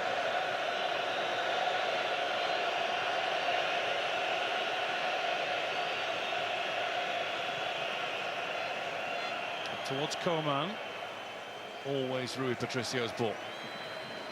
It's the right idea. Try and get some balls behind, use that pace, utilise the pace. Why bring him on if not? Problem is he's up against a fullback who's pretty quick as well. Font. That's Sanya.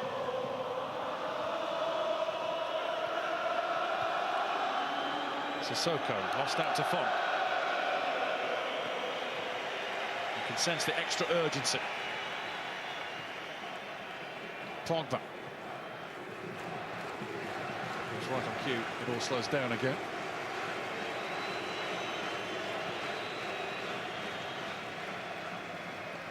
Sissoko.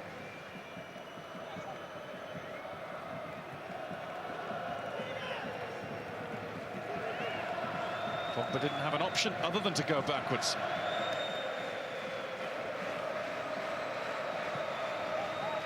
Coman found himself in a nice bit of space. Matuidi, Evra. It's over Giroud. Griezmann won't get there. Sanya.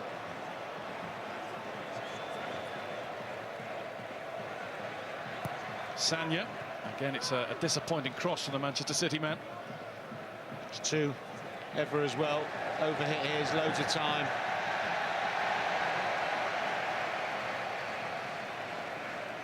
Pogba.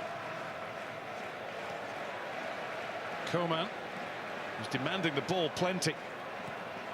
That's a better cross. Griezmann's missed his chance. Ball of the match, chance of the match.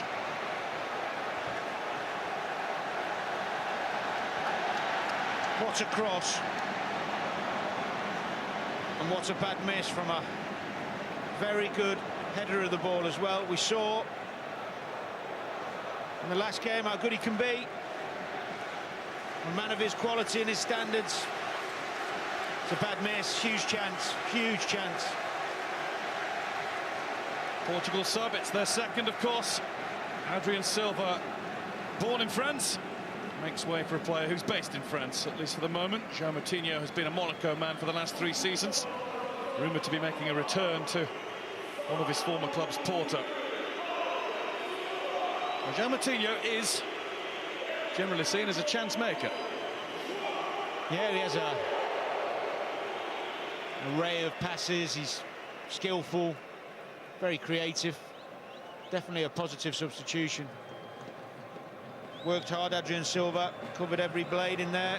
Tenacious little midfielder. It's already quite evident with the way that Adrian Silva went off, with the time that Rui Patricio took with that clearance, that Portugal are in no great hurry.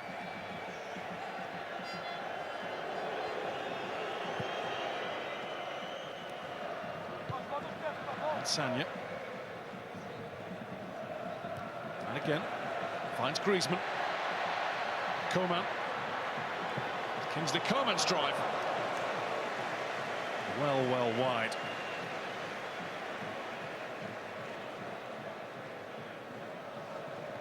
Had he managed to burst the net with that, it might have been a contender for goal of the tournament. Just a reminder for you that you can go to the BBC Sport website to cast your vote for what you think's been the best goal of Euro 2016, and voting closes at the end of normal time. When Rui Patricio has done that quite a lot, I should think.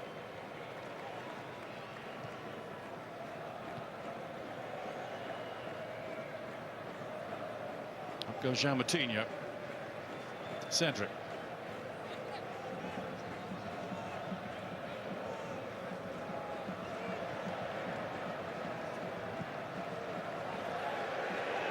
Giroud just tries to get in Rui Patricio's face. Pepe. I won't mind the noises that are coming from the French fans, the Portugal players. No, they're doing exactly what they should do, is keeping the ball, making France come out. France have got to get on the front foot and try and go and win the ball back. Renato Sanchez.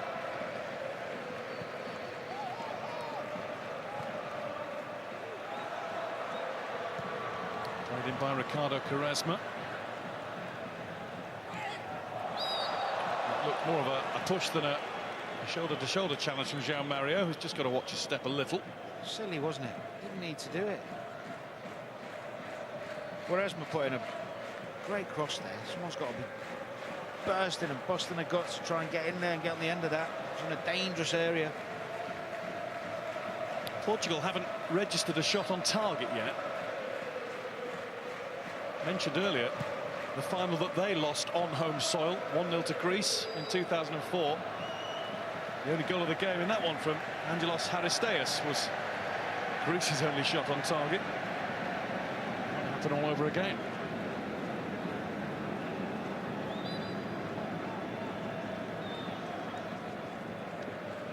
Greece had a similar defensive mindset all the way through that tournament, and it worked for them. Yeah, I still think they need to be careful not just to drop off and try and play for a draw. They've got to try and get some men forward and make a few chances. There's Griezmann trying to create for France. It was Titi who helped it across. Cedric clears.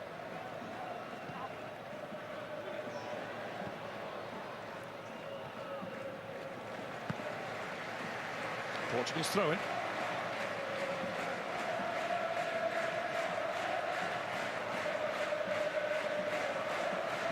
There's that lovely line from Fernando Santos. And questioned about his team's playing style a couple of rounds ago, simply said, being pretty and being at home, or being ugly and being here, I prefer to be ugly. Well, you know how he feels. I keep setting you up.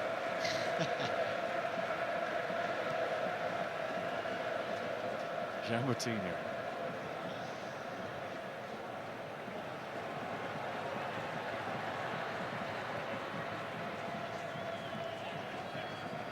William.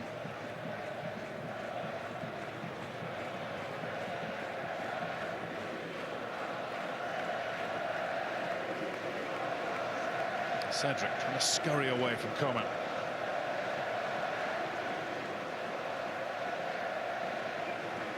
Jean Moutinho. Rafael Guerreiro. They're going to have to pass it in. Only Nani in the box, is outnumbered. The pass goes the wrong way. It's been the story of their night, hasn't it? Get into those areas quite nicely and then no end product. No cutting edge there in the final third. Wrong decisions. But this is up to France now, surely. This is their game. Well, the tempo's not quick enough. I'd like to see a bit more urgency in the play. Pass the ball a bit more quickly, try and press them a little bit higher, force them into some errors like they did very early in the game. Because right now it's quite easy for Portugal. And Titi. Nice control from Coman. Giroud. Here's the young sub once more. Kingsley Coman forced wide. Nobody in the middle to help him out. France corner. Might have been a bit more than that. It was better, wasn't it? Speed of the attack. The young man Coman, the substitute.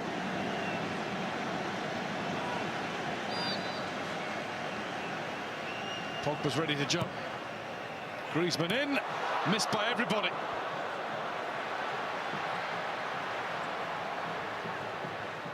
Renato Sanchez. That's excellent control in a tight spot, and some really good policing too from Moussa Sissoko, who's away again. Stopped by Nani. Fouled by Nani. Oh, that's got the benches to their feet. A little bit of passion on the touchlines now. Might be what the match needs. And he was fouled. Not so sure.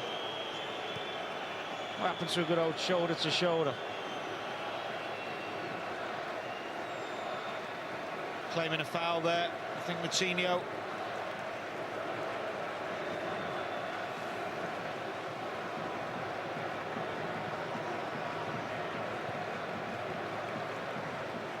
There's Umtiti.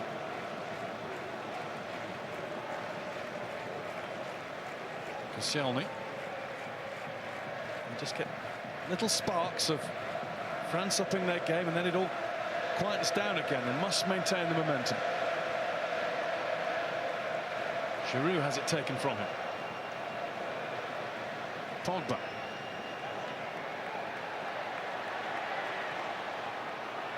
Coman. He couldn't have done much more than he has done since leaving the bench. In towards Giroud.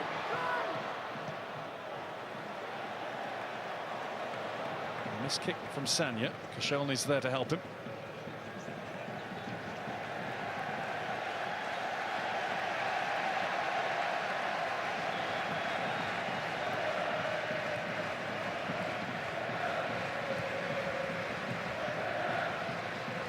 Mario.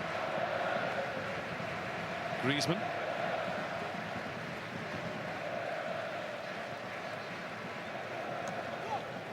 Evra.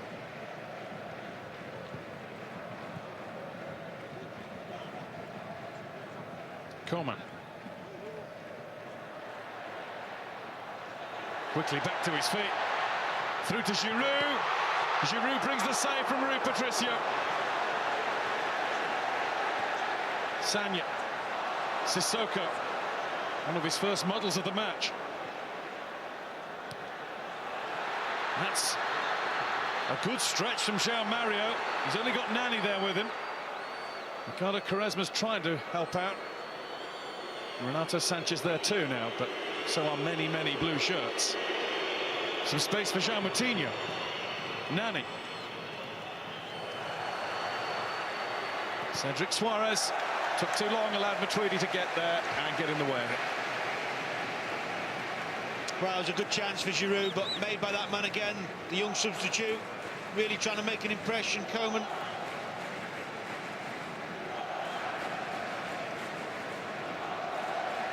He's had comparisons with Franck Ribéry, and you can see why.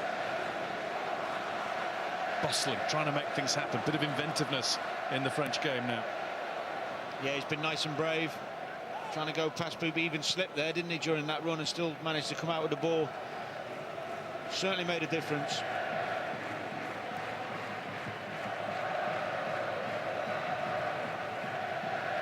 Renato Sanchez. Interesting change that France are about to make next. I wonder if it'll be Giroud to come off. Gignac's going to come on. And it's Portugal coming on strong.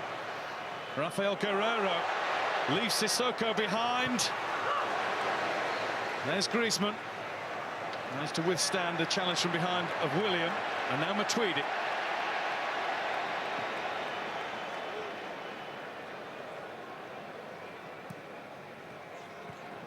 Titi.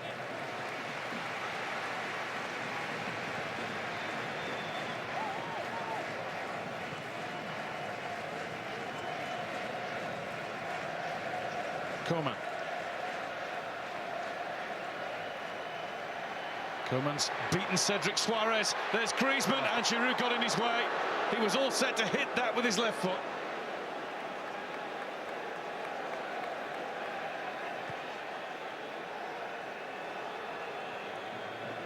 Koscielny. Evra.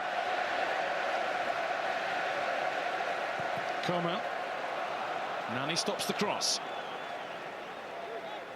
Substitute a piece ready to come on. André-Pierre Gignac for France. And Portugal throwing a forward into the mix too with Eder ready. I don't think it's any surprise to see that it is a straight swap for France. Like for like at the top end. Giroud off, Gignac on.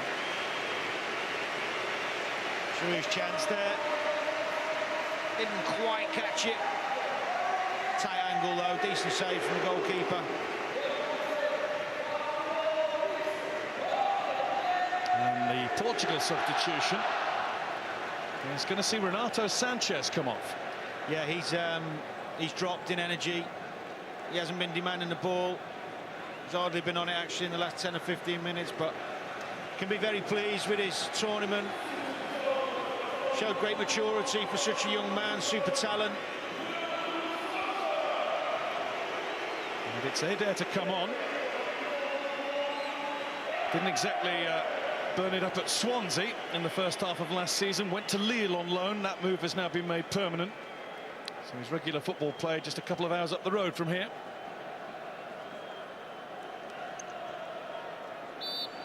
Portugal with a target man now. Yeah, I think you see Nani go in a wider area. Coman. Matuidi.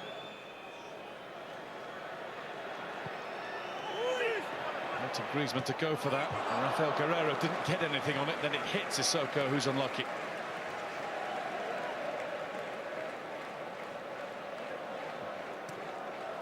It was just a little flick off the back of the head. Goal kick for Rui Patricio to take plenty of time with. Yeah, bit of fortune there for Portugal. And the dummy goal kick doesn't go down well with most of the crowd. João Mario on a booking, and he's had a talking to since. Portugal have used all their subs now. Nani. Oh, really awkward. And another save from Lloris, who was very nearly beaten first time by Nani. Well, I'm not sure what Lloris is doing here. It's a miss hit from Nani, but just catch it. Ridiculous. Immediately down the other end. Nothing developed for France. There's Eder.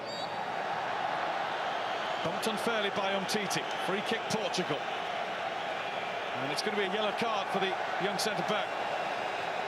I'll tell you what is evident, just from that one bit of good attacking play, is if Nani can get one-on-one with Evra, he's going to cause him problems. Manchester United teammates of old.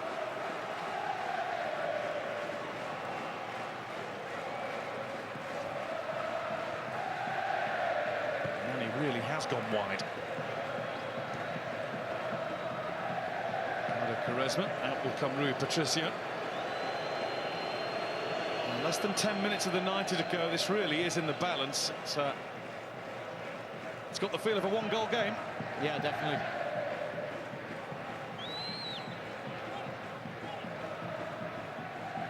Rafael Guerreiro.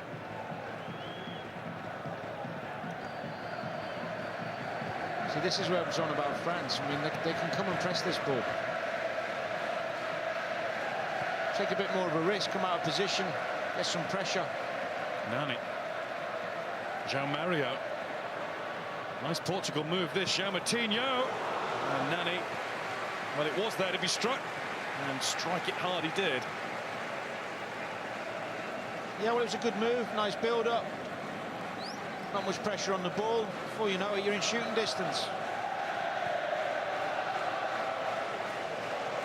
It seems to be Yeah, they're taking more time about it when the ball is back with the goalkeeper, but there's almost just as much belief in the Portugal team now as there is those players in blue.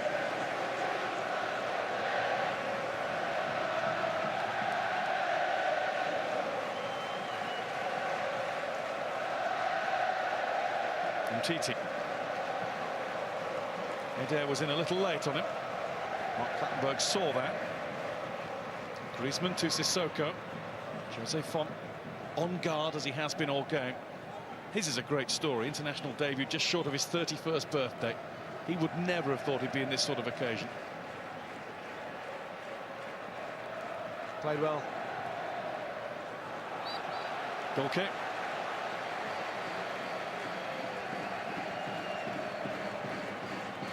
Frustration for Didier Deschamps. Well, he knows they've got more. I mean, they have had the better chances, of course they have, but still not played with that. He doesn't look best pleased, does he?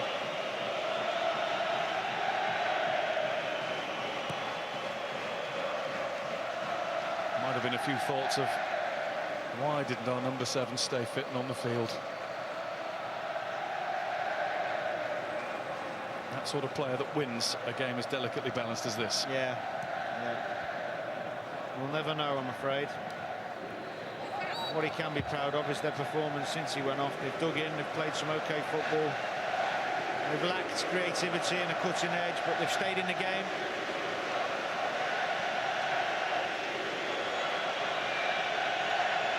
Paul Pogba. Koscielny. Titi allowed to advance. Sissoko. Sissoko! Terrific strike. There's Coman. And Sissoko's on it again. That won't trouble Rui Patricio quite so much.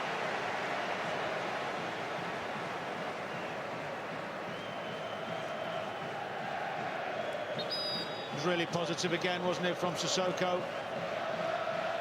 It's a long way out, but it's a good strike.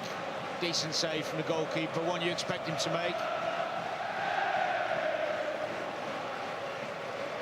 And that was flying. And Sissoko has hurt himself in going for the follow-up header.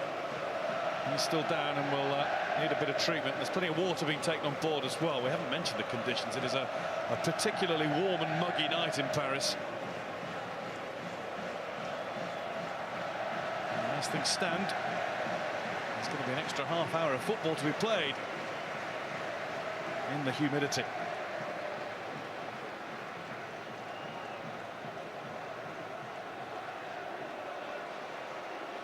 Five finals in the past have gone to extra time. If it does go that way, let's hope we have a little bit more fun and games to watch than we've seen in most of the extra half hours in some of the games here at Euro 2016. Only one goal scored in extra time in the 4 games that have gone that way. That was Quaresma late on for Portugal v Croatia. Yeah, we're not there yet. We're not there. No, yet. we're not there yet. Nearly.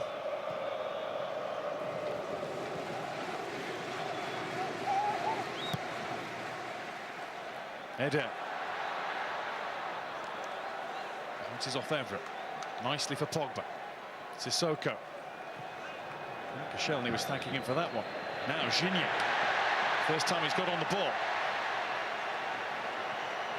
It's positive from Gignac. Shot blocked by Rafael Guerreiro. Sagna.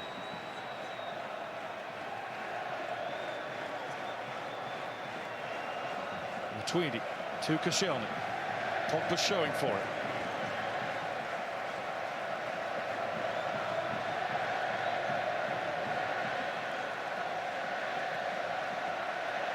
Matuidi.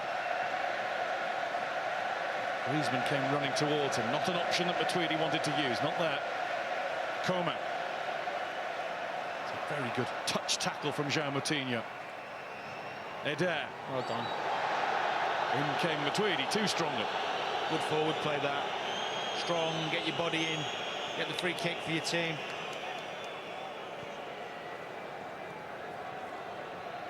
Nani. Easily past Everett. Eder tried to set him up. It was the give and go. Matuidi was wise to it. Brilliant from Matuidi on a give and go there. Wouldn't let him go. Watch Sissoko go. Griezmann won't get to that. It's all becoming a little bit desperate, but both teams are trying to win it if they can. That's not a bad idea from Sissoko. Another positive run, just overhit the pass. Some tight legs out there now. Understandably, massive occasion. Very warm evening.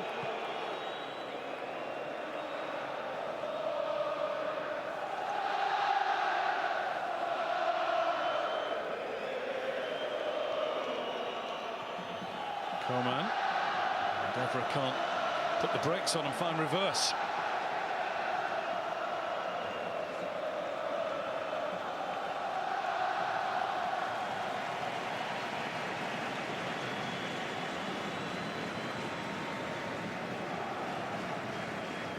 Might not get you on the edge of your seat as often as some other teams, but I can't help but admire Portugal for their rigidity, stubbornness. They won't be beaten easily. No. As I said earlier, really well drilled, disciplined, fit, strong, know how to defend. He was a defender in his playing days, Fernando Santos. Long gone those, though.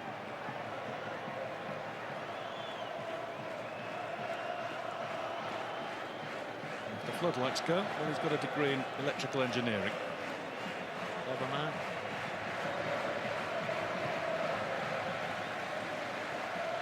Good balling from Rafael Guerreiro. Ricardo Quaresma couldn't do a great deal with it. That was a bad touch. The ball was fine.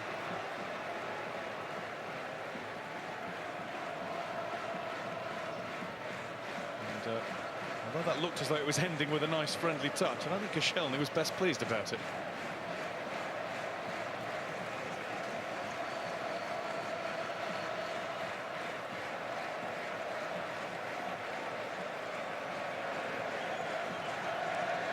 Under 90 seconds of the 90 minutes to go.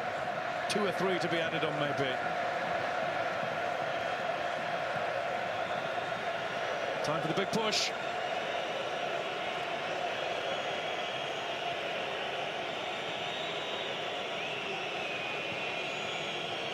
Pogba hasn't been freed from the defensive duties at all. Griezmann. Gignac had wandered offside. Griezmann couldn't give the ball to him. Sagna. Sissoko. Sagna. Delicately curled in. And well watched by Rui Patricio. Could easily have been put off by the battle going on between Pepe and Gignac. Yeah, it was a better ball from Sagna. Pepe ushered Gignac out of the way.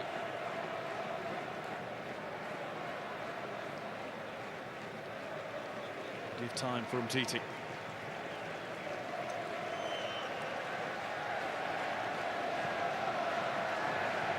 Griezmann. Coman. Tweedy is one of the 2 in the penalty area. The ball's not getting there, though. Nani. We're into the first of 3 minutes that will be added on. Great tackle that by Koscielny. Cleanly away from Nani's boots. Griezmann.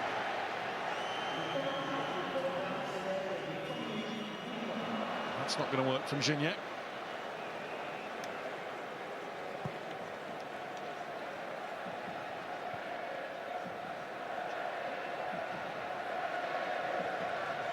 Sissoko. Pogba. João Moutinho is after him. Pogba wants more movement from Gignac and Griezmann.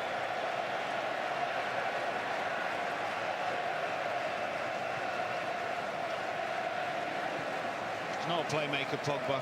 He can spray a ball wide occasionally, but he doesn't. He's better higher up, getting on the end of things, getting shots off, runs into the box. Not 100 million's worth. Not for me. Might be for somebody. Good player, don't get me wrong, but 100 million, no. Evra to Gignac. Gignac, brilliant, but he hits hits the post. The goal was his. Griezmann stopped by William.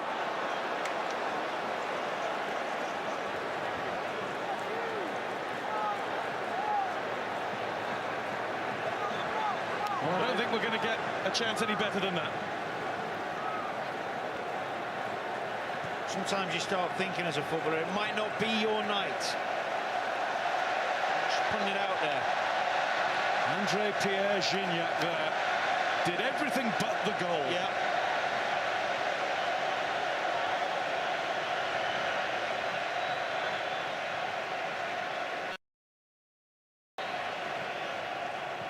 Coman. Gignac's offside. There'll be a few mutterings about that. A man who used to play for Marseille, not exactly flavour of the month in this part of France anyway. Oh, the groans when we saw the replay on the big screen. Good skill, wasn't it? Scuffed it into the ground. So close. We used to have a special chant for him in Paris, poking a bit of fun at his physique. He looks pretty fit to me. Yeah, he does. Un Big Mac pour Gignac was the chant. Other burgers are available. I should know. Oh, I'm glad you said it. Easily through to Hugo Lloris. And time is almost up. The 3 minutes have been played. Time is up. We're going to have extra time. Another 30 minutes. We might even have a penalty shootout to decide who becomes the European champions. Well, it can only get ever more exciting, I guess, from here. Let's hope so. Portugal 0, France 0. Well, there's no question that France went closest to scoring. Gignac right at the end there, but goalless it is, and it's the first European Championship final to finish goalless. Of course, if it remains that way, it goes to a penalty shootout, so there's always something to look forward to at the end. However dour it may be at times. Well, this game sort of sums the tournament up for me, if I'm honest. Pretty dull, pretty boring. But France, without playing particularly well, have had the chances to have won that game, to have won the tournament. They haven't had them. They may regret that. Portugal have exactly the same thing for the vast majority of the game. What we said is sit deep in the hope that they might get a set piece or a mistake or a piece of brilliance from someone. But without that guy there, Ronaldo, you just felt that they're just lacking that little bit of edge, aren't they? Interesting to see Ronaldo coming out there at the end of 90 minutes to perhaps motivate the players, get them going. He wants that title as much as anyone. Yeah, I think so. I think he wants to get his hands on that. He's the captain. He's be the one lifting it. He's going. I told you before, he's a team man. This guy's people think he's an individual, egotistical fella, but that's his drive is to be the best, and you have to be the best. You need a platform of a good team around you, and he appreciates that and knows that.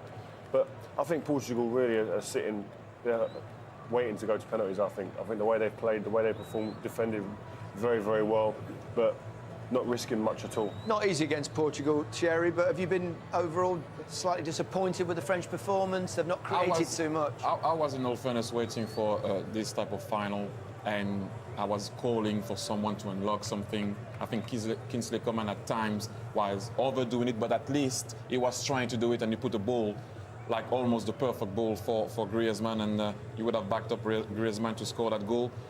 Gignac actually created his own chance that the ball went on the post, and you know what? I'm gonna try to. I mean, that's the one that we're gonna see now, the one of Gignac. That would have been amazing if he scored that goal. He sat Pepe down. Yeah, he did. I think he scuffed it, and the ball went on the post. But what if it was the day of Anthony Martial coming on? He's not far from where he's from. I know it's not about sympathy at the end of the very day, but why not? Why not? He can be the guy that can unlock the situation today. I mean, I'm obviously not Didier Deschamps, but I'm just throwing that out there that, you know, these type of games, I've played so many finals like that where it's very tight and it's not easy. It's tight, it's tense. Griezmann had a really good chance, Alan. Yeah, he did. We just thought he was on the way down, wasn't he, when he went up a little bit early and he was trying to head it on the way down, which is difficult. Tries to glance it there instead of getting the old neck muscles going and the power behind it. But it was another very good chance. As was this for Giroud, Rio. Yeah, and Coman is at the centre of both of them chances. He's the guy who's looking to commit people, take them on, and ask questions of defenders as individuals. And as the game goes on, people like that become very important and they can be decisive. This guy, I mean, he could be playing against Fulham his first game of the season next season at the moment, as it stands. Sissoko, he's been possibly the best player on the pitch. Yeah, I think so. Alongside, like we said before, Matuidi, but Moussa Sissoko for me is so far the man of the match in the final. He's been the driving force, hasn't he? He's been the one that's been prepared to pick the ball up, to run at the defence, to run into the spaces that have been created, and that's what's been lacking really in the French team. Is that everything's been a little bit slow, hasn't it? In the build-up, the passing.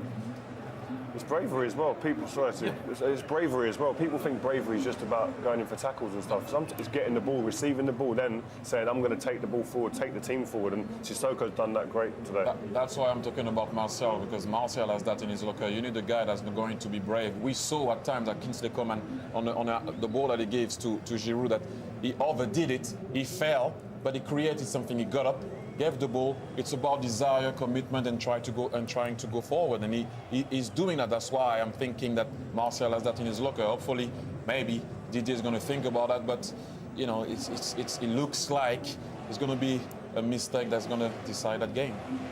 So often the way. And here we go. That's the old Icelandic chant that we've seen so many times at this particular tournament. But here we go, another 30 minutes. Will that decide it, or will we go all the way to a penalty shootout? We will see with Danny and Guy. Thanks, Gary. It does have that feel, doesn't it? No sign yet of Anthony Martial, although France do have him and a couple of others just going through some preliminary stretches down on the touchline. Yohan Cabaye and N'Golo Kante are alongside him, so a real Premier League flavour with only one substitute left available to Didier Deschamps. Portugal 0, France 0. Last time France were European champions, they won it in extra time. That was a golden goal. We don't have those available this time. Quite like that, the golden goal. They tried it twice, didn't they? And then quickly scrapped because it made extra time too negative. Teams frightened of conceding. Well, they haven't exactly been positive in this tournament. No, I think, yeah, I mean, there's an argument for both sides. My own personal experience of it. We won the UEFA Cup of Liverpool in a golden goal. I think it was against Alaves. And I know we went into that extra time on the front foot thinking, let's get this done. Let's not take the risk of penalties. But not every team does that, of course. Let's see how Portugal play it from here. Already victorious in a penalty shootout against Poland in the quarter-final. Already victorious in extra time against Croatia in the last 16. This is the first time that France have been forced into 2 hours of football.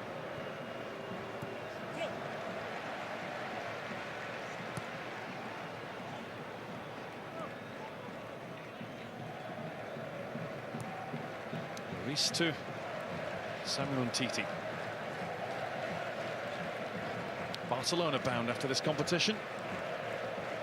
Moving from Lyon.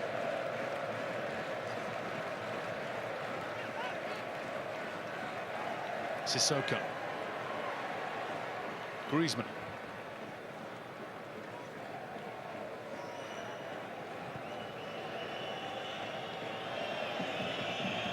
Coman.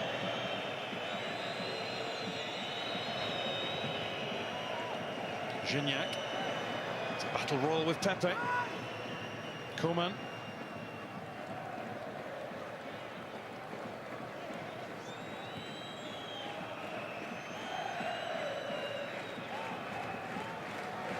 Griezmann. Coman. Trying to divert it into Gignac's path. Now Nani on the ball. Jean Moutinho.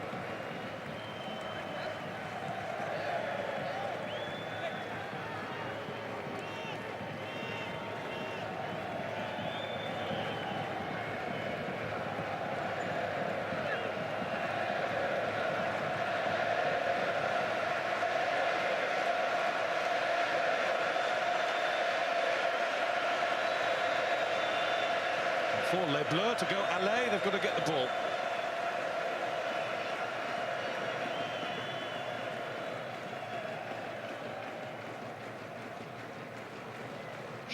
We'll see how badly they want it.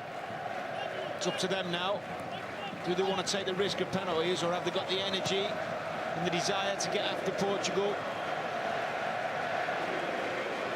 A bit of tension, there's a bit of fear factor, and we shouldn't underestimate the fatigue too.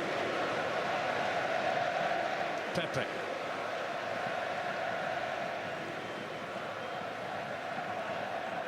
Nani. Eder. Free kick Portugal. Done okay when he's come on. Nice and strong. Kept the ball for his team, earned a few free kicks. It's been hauled to the floor by Umtiti there. You know who wouldn't have thought twice about striking it from here? Ricardo Quaresma looks more secure in the thought of hoisting one into the air. Nice ball from Quaresma, flags up. Wide of the target from Pepe anyway. And a few French hearts were in mouths when they saw him rise. Well, it's a good ball. He's a yard off. Unlucky from Portugal. Look, he's up. He did just as much as Fernando Santos during the break at 90 minutes. Went round every one of them. He did. Sissoko's been doing that all match, going around every one of them, and he's won a throw-in for Francois, free kick rather, yellow card too for Rafael Guerreiro. I've seen Pepe score many good headers. He's a real threat. Actually, if anyone in the Portugal side deserves to be scoring a winning goal, it'd be that man. He's been sensational tonight. Here's the France number 3, Patrice Evra, running straight into Nani. Matuidi.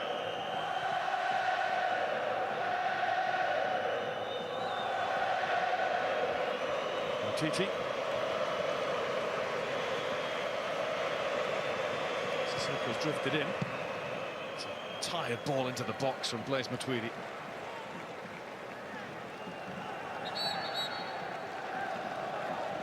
I wonder when Didier Deschamps will decide to play the last card available. He surely will at some point.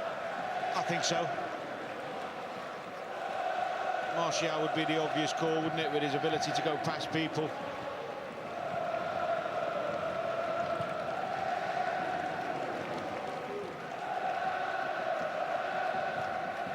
Coman.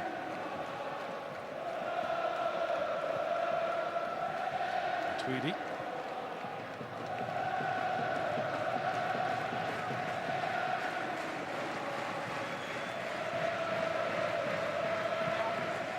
Tweedy's clipped. Gignac. There's Eder. It's a horrible fall for the former Swansea striker. Blaise Matuidi's apologising, but it won't stop him from getting a booking.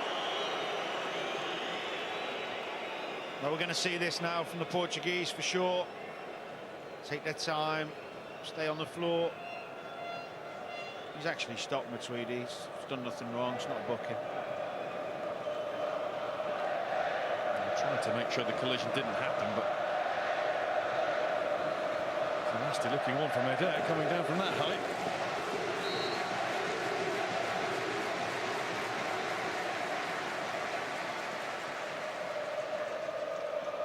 Pepe on the ball, and he'll take as long as he likes about it. Eder.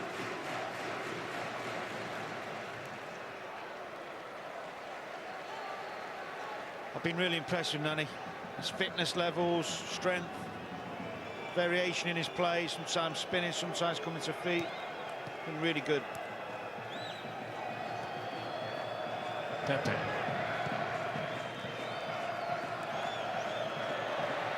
That was lost by Cedric, who's now chasing Coman. And Coman is rather crudely bundled over by William Carvalho. That was just a case of stop him at all costs. The cost is a card. Well, you hear it a lot said by former players. It's a clever one. It's cynical, but it's needed. Stop the momentum, stop the flow.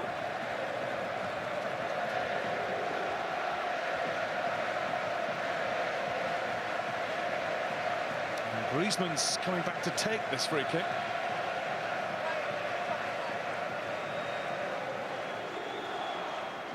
Coman. Griezmann's still not making his way into the box.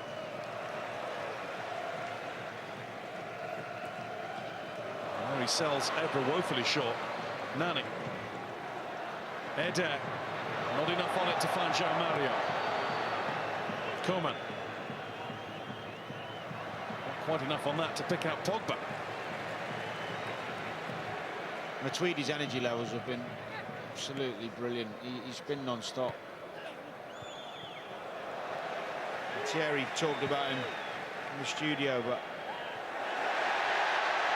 And there's Gignac, drawing a bit more energy from Jose Font. Who won the ball, couldn't stop the corner, it did cross the line. Fernando Santos is taking issue with that call, but I think it did. I think it did too.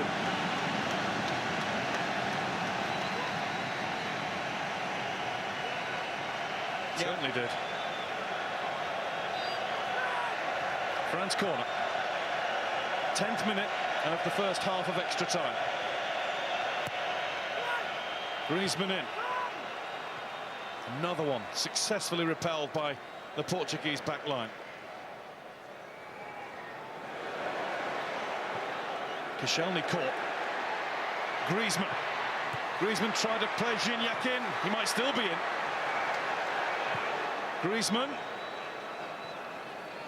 Here's Pogba.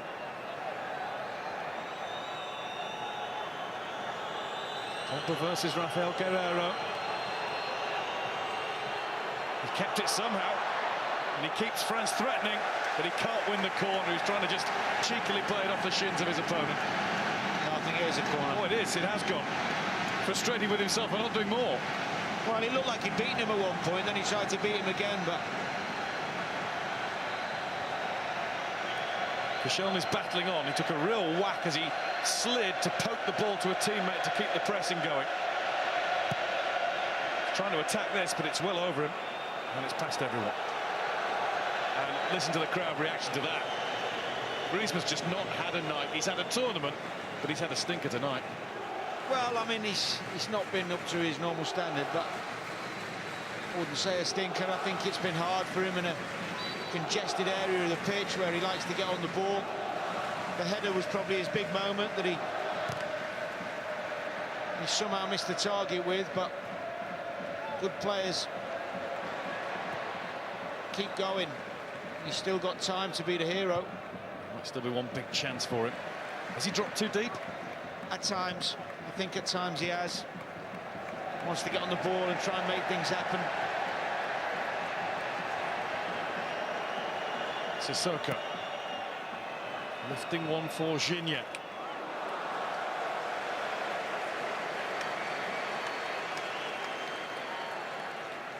Quizzical look from Moussa Sissoko.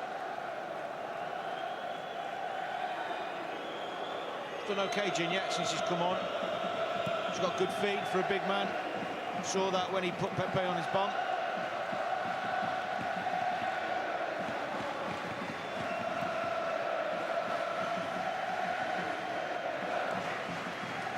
Patricio. Nice little flick from Nani to Eder.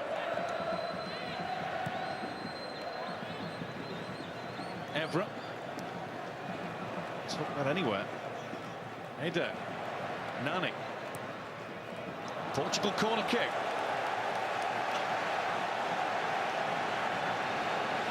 Gignac's charging back to be an extra defender.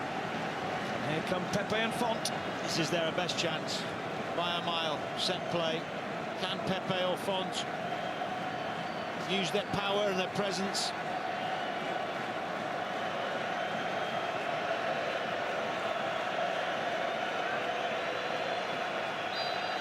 It's Koscielny on Font. Some Titi being pushed to the floor by Pepe.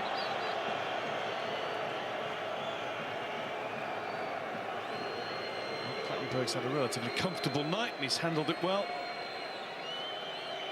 And we'll just sort this one out. And the corner will finally come into that penalty area.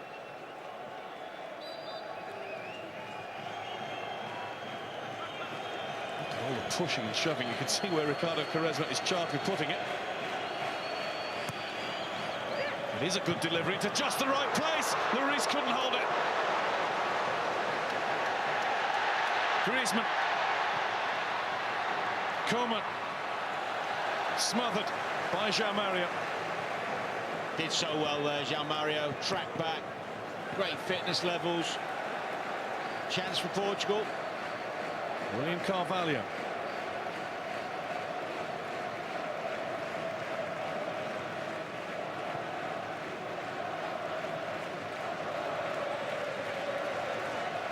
Ricardo Quaresma.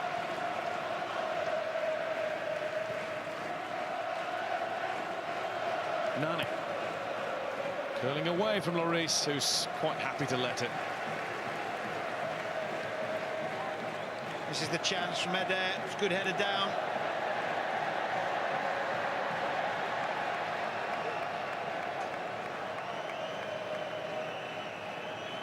Sanya. Pogba trying to get himself into advanced positions now.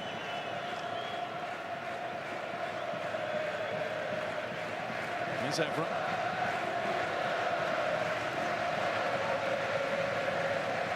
On Titi.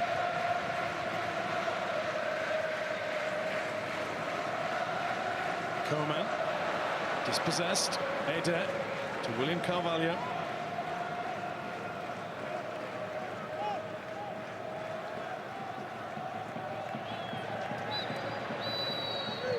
Half-time and extra time, and as has been the case with the extra time periods at Euro 2016, not a great deal happened. We did have that one big moment for Portugal, but somehow for either team it just will not go in, and it's getting increasingly hard, Danny, to see how it will. Well, it's Portugal, we know, are happy for it to go to penalties. They'll nick one on a set play if they get an opportunity, of course. They'll take that all day, but it's up to the French, really, to move higher up the pitch as a team, as a unit, press higher, force some mistakes from Portugal. I don't know whether they've got the energy to do it. Griezmann looks a bit tired now. He could bring Martial on, who'll give them that pace. Is that something that surprised you? Thierry was talking about it a while ago. There's 15 minutes to go. Anthony Martial must be an option, must have crossed Didier Deschamps' mind. It has surprised me. I think if you want to win the game, sometimes you have to mix it up and change the personnel, and it got a bit flat there in the latter stages. He's got 15 minutes. Maybe now's as good a time as any, with the Portuguese defenders being tired. Martial's dribbling ability, of course. Well, huddles are the order of the day. Mark Clattenburg has blown his whistle, but both sets of players and management teams will go into the circle. And interesting that you can see Didier Deschamps reading out to his team exactly what he wants for them in the quarter of an hour ahead. If we were to get a glimpse into what's happening just the other side of the halfway line, it's Cristiano Ronaldo who's been giving the Portuguese battle cry. This is where, when you talk about fitness levels of players, becomes so important. Physically, can you cope? Can you do it? And then, of course, the mentality. Can you stay strong? Good decision making. Staying on your feet at the right times, not diving in, not giving the ball away in silly areas. And then that bit of magic in the final third. Can somebody produce that memorable moment? Gignac has come as close as anybody to scoring. I was going to say rattling the woodwork, but it didn't exactly rattle. It dribbled against the post. He actually did the hard bit really well. Great bit of skill, wasn't it? No more changes. There's just that one left for France if they want to use it. I was going to ask you another question, Danny, before the game started again. When did we last see a really good final? I'm trying to think. We've got another bit of incident here with Jean Moutinho down on the floor. I think Mark Clattenburg is waving away Portuguese claims for further punishment to Blaise Matuidi, who didn't touch him, is in the referee's book. He's trying to stitch him up. Didn't actually touch him.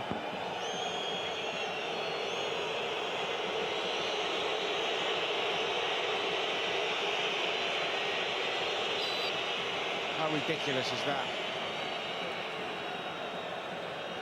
Well, it's a free kick for Portugal, which is probably right. It's generally classed when the boot goes that high as a dangerous bit of play, but absolutely right not to card him. Floated over, Font couldn't quite get Ronaldo-style hang time.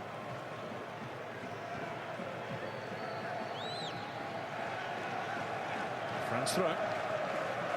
We still look down at the touchline and see if there's any more activity. Funny enough, the one who's warming up most vigorously is Johan Cabaye. I think Martial looks pretty annoyed. Jean Moutinho got to it. Claims handball and he gets it. Free kick for Portugal. Strikeable one. And that is a yellow card for Laurent Koscielny. We will know Mark Clattenburg well and vice versa. Well, he's saying it's not him. It wasn't. It was the hand of Ada. Yeah, it was, yeah. Well, what a contentious call that is. Just a misread by the ref. Yeah, but that's okay. That's okay. Won't be for France if this flies in. Well, that's very true. But I can understand how he got it wrong. And Ricardo Quaresma. He's taking the three-step run. Purposeful strides back. Hugo Lloris has got to get a good sight of this. Oh, it struck differently against the bar from Rafael Guerreiro. Caught everybody out. Looked to be all about Quaresma. What an effort.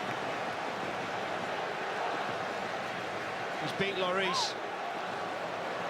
Actually, he's there, to be fair. His hand's there. But it's a great effort, isn't it?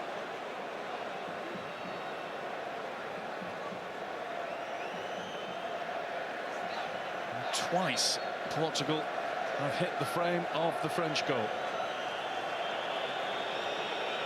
No, once each. Once each. It's a long 2 hours, isn't it?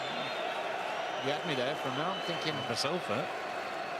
He's done well, Guerreiro. You can see why Dortmund have paid that money for him. Eder wriggles free of Koscielny. Eder shot! Super strike! Eder smashes Portugal onto the verge of glory.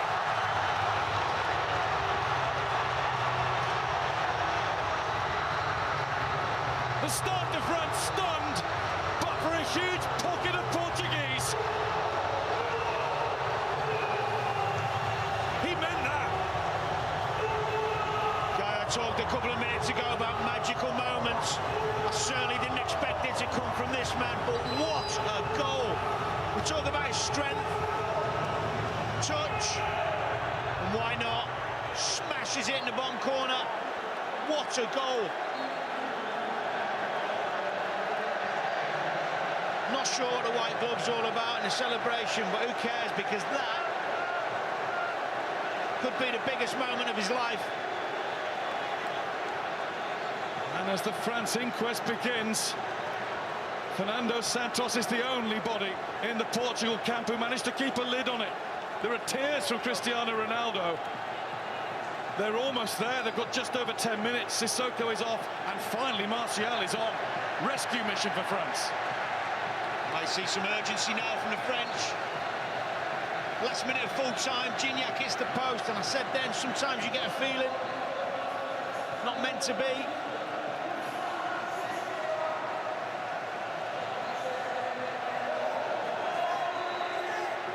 Sanya. Gignac, it's bounced away from him. Portugal goal kick. Now see how long Rui Patricio takes with this one. Eder, bit part player. We've hardly seen him this tournament. I tell you what, since he's come on, he's been a handful, though. Came to Swansea for around £5 million from Braga at the start of last season. Started 4 games, came on 11 times, never hit the target for the Swans. He's only done it in the biggest game of all, the biggest game of all Europe. Biggest game of his life. If it is to be the winner, he'll be remembered forever, be in the history books. Player who plays in France for Lille.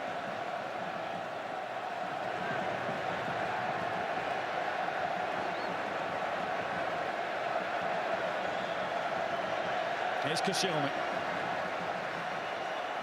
Wants Gignac to apply the finish. Pepe. What a header.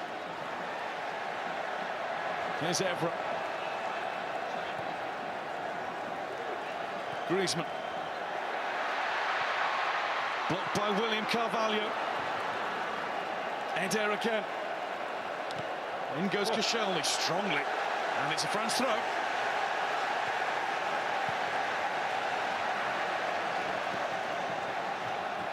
Martial. And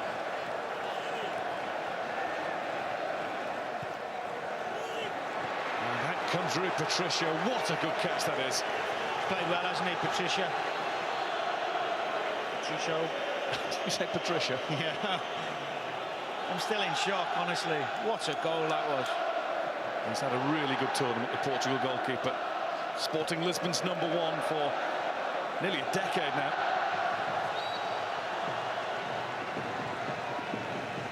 France have got to do everything quickly, and maybe they'll be ruining not doing things with a bit more pace in the game as a whole. Exactly that guy. Left Martial on the bench too long. We're happy to pass the ball around. Wasn't enough urgency in the play. Pogba. Rui Patricio out again, but Pepe decided he couldn't take the chance, and he's knocked it behind for a corner. It's about the first time those two haven't been exactly on the same page. No, but he's right. If I'm not sure, if you're not sure and you can't hear, get rid of the danger. Griezmann lifts it across. And here go Portugal on the counter with João Mario seeing Ricardo Quaresma across the field. And look at the room for Nani. It's just overhit by Quaresma.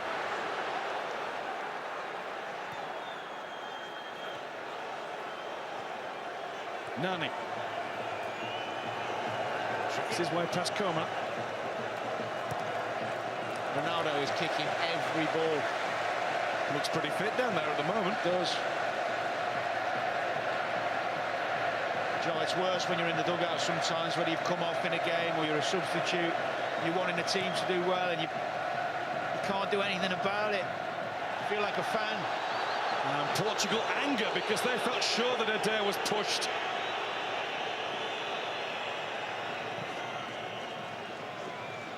Long from Lloris. Gignac wins it. Now Martial. Lovely 2 touches. Coman. Steered away by William Carvalho. He's played well and all. Defended so well. João Mario has found an extra gear from somewhere. He seemed spent a while ago. And he's been brought whole to the floor by Pogba. The discipline, the balance, the tenacity of this Portuguese side has been really impressive. Of course, they've ridden the luck at times, you have to. But effort, commitment, every single one of them. Eder at the moment getting the fans going.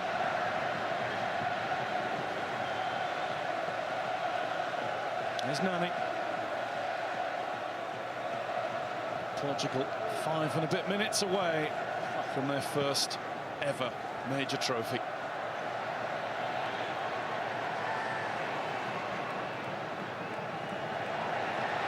Here's Matuidi.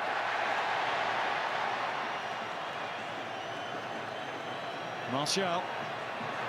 If anybody can get to that, he can, but he's policed really smartly by Cedric. Good defending, wasn't it? Said that so many times tonight. Trusted his pace. Go on then, try and run me. I'm as quick as you. No chance, not getting down there. Portugal are on the verge of tournament history too. Only 2 other teams have reached the European Championship or World Cup final from finishing 3rd in their group. Remember, they were on the verge of going out when they drew 3-3 with Hungary and Lyon. They needed Ronaldo, they needed 3 equalisers. Now they're looking for a second goal here. It's turned away by Sanya. Coman. Gignac moves in from wide. That took a touch from Rafael Guerreiro, and he's overstretched.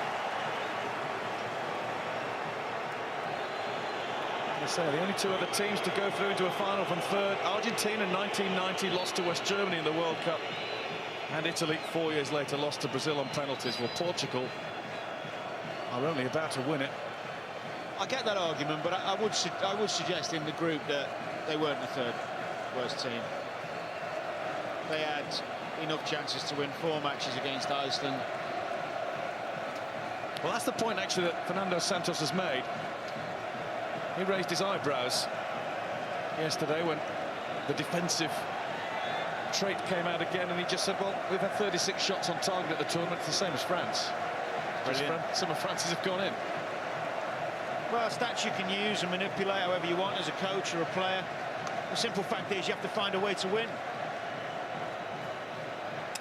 And they've done that. Nobody gave them a chance against Croatia. They found a way. And more than any other team at this tournament, they will not be beaten. Well, they like defending, you can see that. They really do. The glum faces are all French. They've got to get him back on the pitch, whether he's injured or not. Looks as though he can hardly put one foot in front of the other. I think it's cramp of some sort, but... Portugal throw.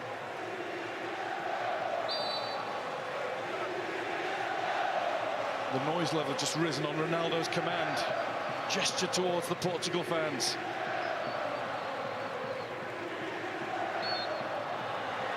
Free kick, Portugal again. Another chance to eat up a few more valuable seconds. Ronaldo shouting, get on the pitch. He's bang on, stop messing around, get back on there.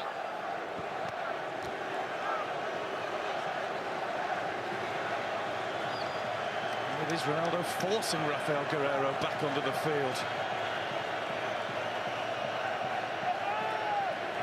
And he's done his bit without doing his bit. Well, he knows that it's not all about him. He knows that winning this for his country, for his teammates, for himself, all of it means he'll be remembered as one of the greatest. They always talk about international players winning trophies for their country.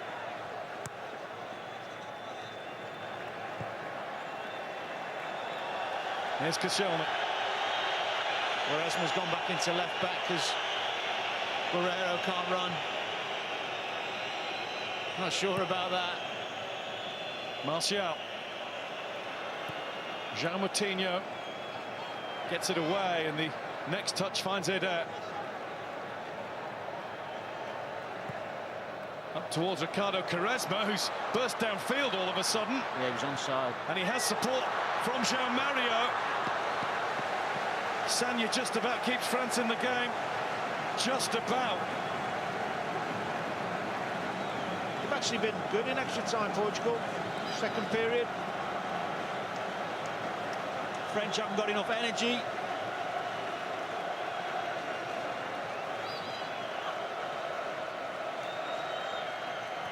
João Mario. He didn't want that. And it did just go out. France throw, last throw for them. 20 seconds. There might be a minute added on. That'll be about all.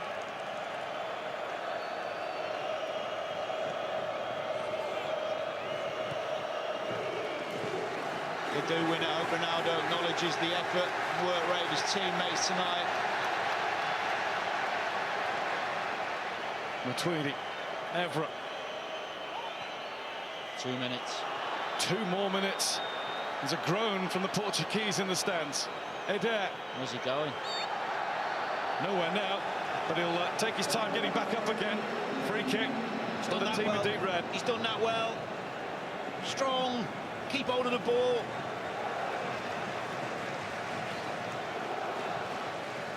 A nation that's played most games at the European Championship without winning it. That's about to change. I wonder how quickly Ronaldo will run on the pitch if they win it. Knees heavily strapped, left knee covered in bandage. They're calling for full time. No, not yet. There's 1 more minute. Koscielny. Towering leap from Pepe. He's been immense. What a performance. Helped on to Coman. This could be the last chance for the host nation. Coman. Knocked down. Blocked. Offside. It wouldn't go, and the flag is up. And I think it's gone for France now. You can see it on the expression of Anthony Martial and of the tired Laurent Koscielny. It was Gignac who strayed. Ronaldo thinks they've won it. Well, Rui Patricio will just get this as far downfield as he can. The hugs have started on the Portugal bench. Look how excited Cristiano Ronaldo is. All that he's achieved, all that wealth that he's accumulated. But he's never done this. As Rui Patricio collects a token yellow card. We'll probably get the ref to sign it and give it to him later. He goes big. Eder jumps. Eder celebrates because he's the man that has won the European Championship for Portugal.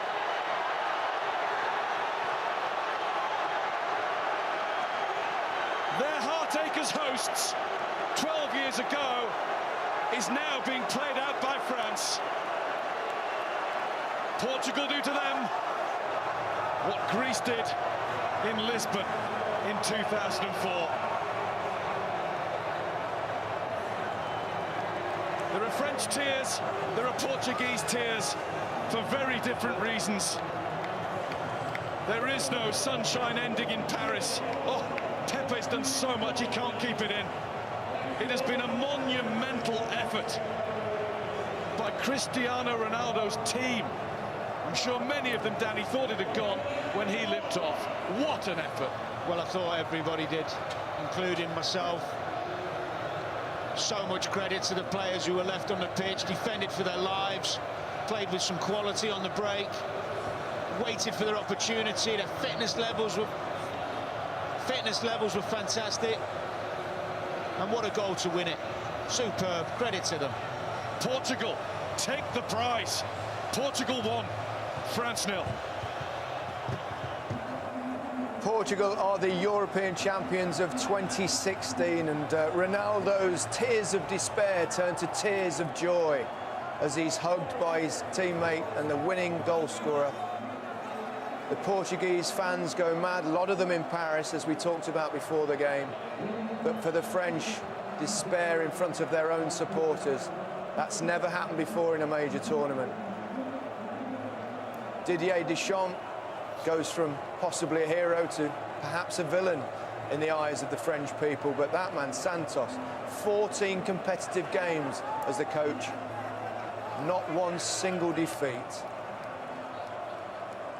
Alan, a tremendous performance considering they lost their star man early on. Yeah, the way they stuck together, the way they responded to the bitter blow of Ronaldo going off has to be admired. The way they've defended and just stuck together as a group from that point of view, you just cannot take anything away from them. And the goal that Eder scored, he was a threat when he came on. He held the ball up. Brilliant piece of skill on the edge of the box. He held Koscielny off the ball, and what a finish it was. Down to Lloris's right, didn't have no chance at all. it's ironic, isn't it, that they've won one game in 90 minutes out of 7 and they're champions. It's extraordinary. And Adair as well, scoring the winning goal. 15 appearances for Swansea, of course, and had never scored a competitive goal for Portugal before this one. But, well, if you're going to score one, you might as well make it an important one. Thierry, commiserations. Obviously, massively disappointing night for France and their football team. And that man there. It's a sad day, and as you know, before I was saying that you have a lot of Portuguese in France, and we're going to hear about it for a long time, very long time. You have to give that team a lot of credit. First and foremost, well done to Portugal. But you know what? I was saying before the game that obviously you have to make sure that you make history and win it. But we have a team again. That's very important for us. Yes, people might say, why Marcel didn't come on? Why this, why that? But you see again, and I think that was a theme of the tournament, when people were brave to try to play with a number 9. And Eder made a difference because he's a striker. He holds the ball, he won every free kick, and he turned Koscielny inside out on the side and scored. But listen, I said it before, I didn't want it to be the tournament of nemesis and tournament of first time that you beat your nemesis, and it turned out to be exactly that. Having said that, again, I repeat, you can only win a tournament if you have a good team. You can only win it as a team. Perfect example, Ronaldo comes out, they still win it. And maybe that gave them a little lift than when you lose your guy Rio, a big guy like that, you're like, let's do it for him, let's be resilient and that togetherness, sorry, and give him that title, obviously, as a group. Yeah, I mean, sometimes that knits teams together. When you go against 10 men, sometimes it galvanises them. They got something to cling on to. They haven't really got to come out and attack you, and they feel comfortable sitting there. This Portuguese team, from word go, they were comfortable, happy to sit back and soak up pressure with the likes of Ronaldo and Nani on the counter to hit teams and score goals. So going down to 10 men, I didn't see that being a big problem for them because they were sitting back anyway. I mean, but this is you see the pictures there, the despair, the hurt. I mean, I've been in finals, we all have where you've lost, and the feeling that you go through there, if, buts, maybes, the questioning yourself as individuals, as a team.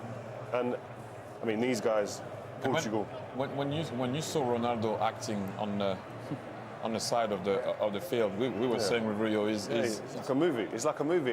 It's like the Ronaldo movie. I mean, he's the lead actor. He has the supporting role. The director, producer.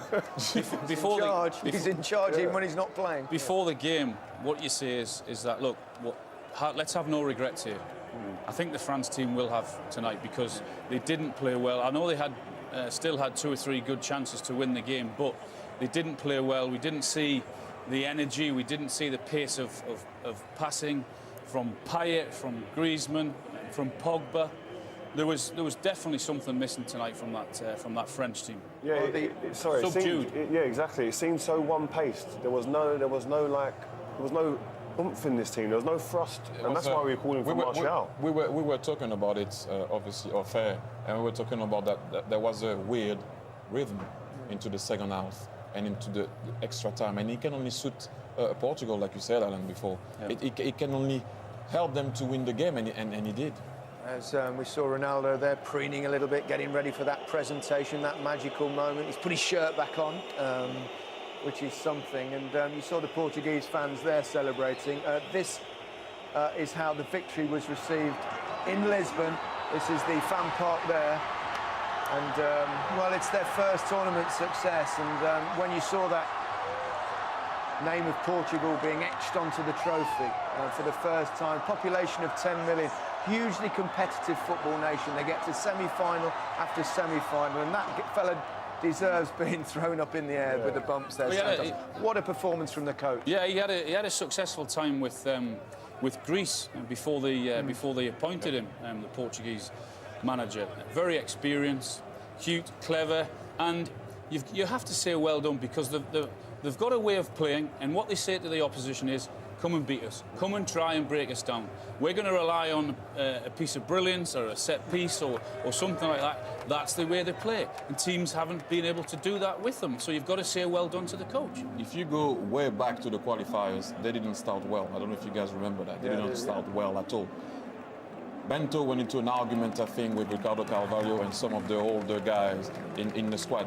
First thing that Fernando Santos did, he brought them all back, especially Ricardo Carvalho. He said, I need experience in that team, and I need experience at the back. That's why he started with Ricardo Carvalho at the beginning of the tournament, then maybe he changed it, but you can see what experience can do, especially in a big tournament. That's all down to him. He was getting criticized. I will put my hand up. I also said at the beginning, three draws in the group stage. Maybe they don't deserve to go through, but with the new rules, they grew into the tournament. So you have to give them their respect. Well done, Fernando Santos, and well done, Portugal. Saw Mark Clattenburg, who had a really good game. Obviously missed one handball, got that wrong towards the end, which could have been if it hadn't have just hit the underside of the crossbar. But by and large, had a decent game. Mark I think the officials right throughout the tournament have been excellent. Yeah, yes. Mark Clattenburg got one decision wrong tonight, but other than that, I think they've been brilliant. But you know what, as well, looking back on Portugal, 20 years, they had a golden generation of Rui Costa, Figo, etc., and they didn't manage to get over the line. And it just shows you, goes back to that thing about team. Better players and individuals in that time. This time, definitely not as good of individuals as they had back then, but this is a close-knit, well-drilled, well-thought-out team who've got a strategy that they all bought into. And that's a powerful thing to have. Nice sportsmanship. Good to see that as well. The Portuguese players letting the French players go through, give them a round of applause. I know it's always difficult to single out a player or two or three because they played well, really, as a team. But I have to single out Rafael Guerreiro tonight. What a game he had. I don't know if it's because he was born in France and grew up in France and played for Lorient, but he had something to prove today as a team also. But he played ever so well. I mean, you can name Pepe, Fonte, Carvalho. Patricio, the goalkeeper, was brilliant as well. But I'll tell you one thing. Rafael Guerreiro, for me, is the man of the match. I'll tell you one thing. That walk is a lonely walk.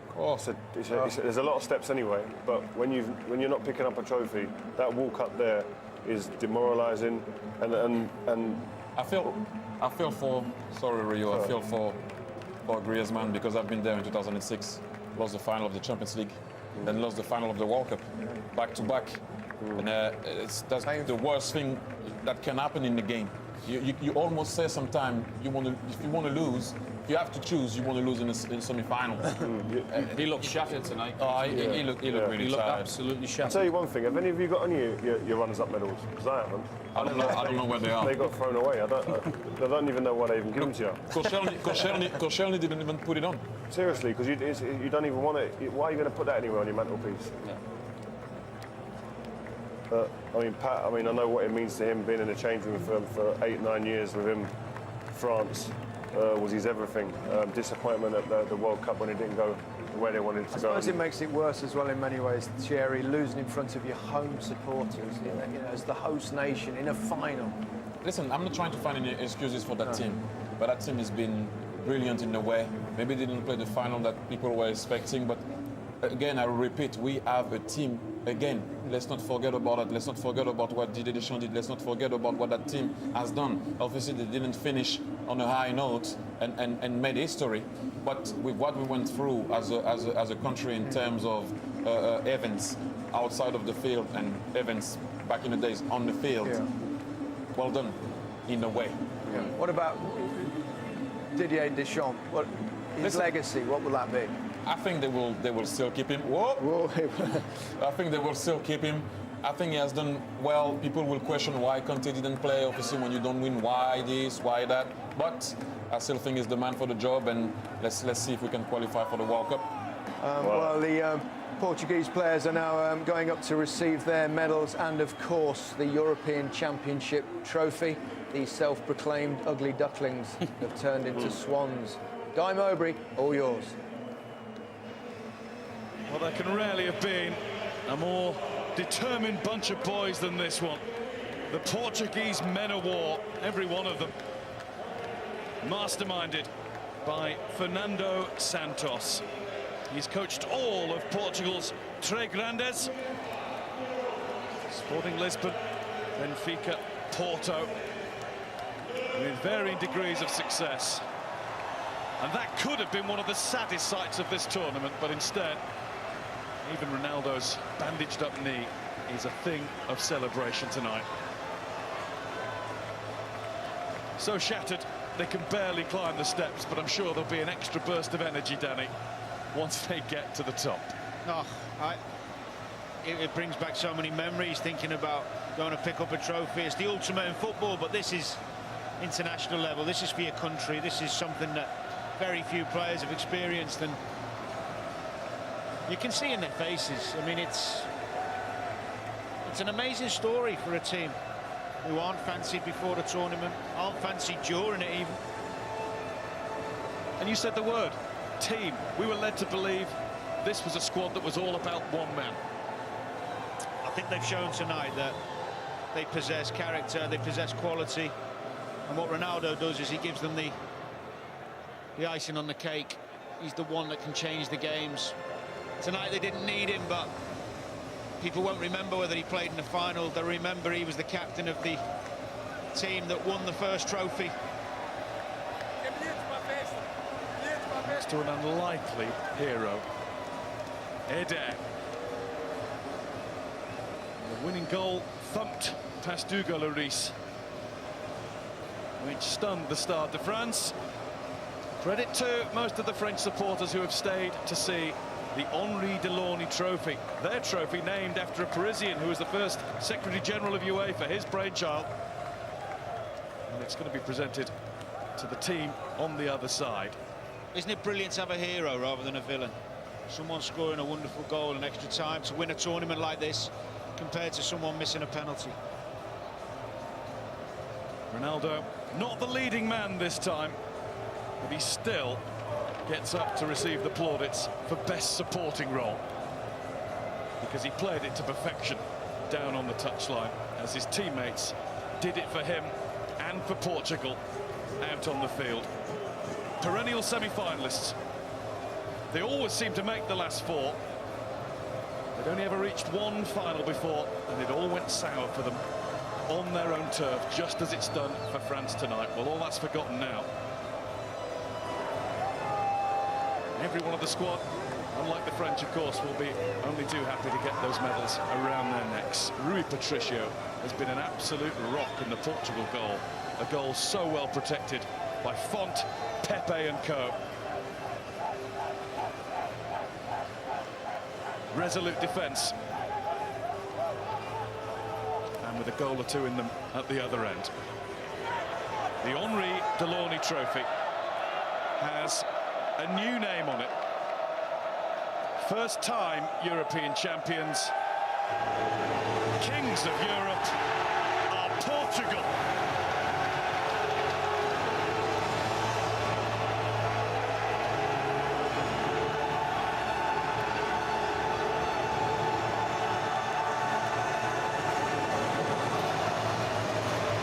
There will be a party tonight in Portugal, not Paris.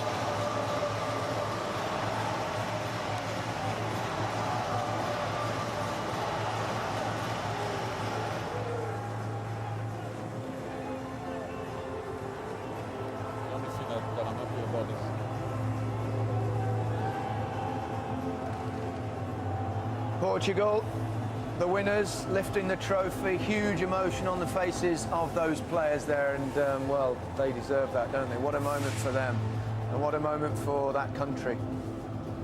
And overall, you know, they're just such a durable team, and that's ultimately they've come out as winners, Alan. That's what it's about, Gary. That's what they set their system up, and as I said, they've said to everyone, this is the way we're going to play. You know we're going to play this way.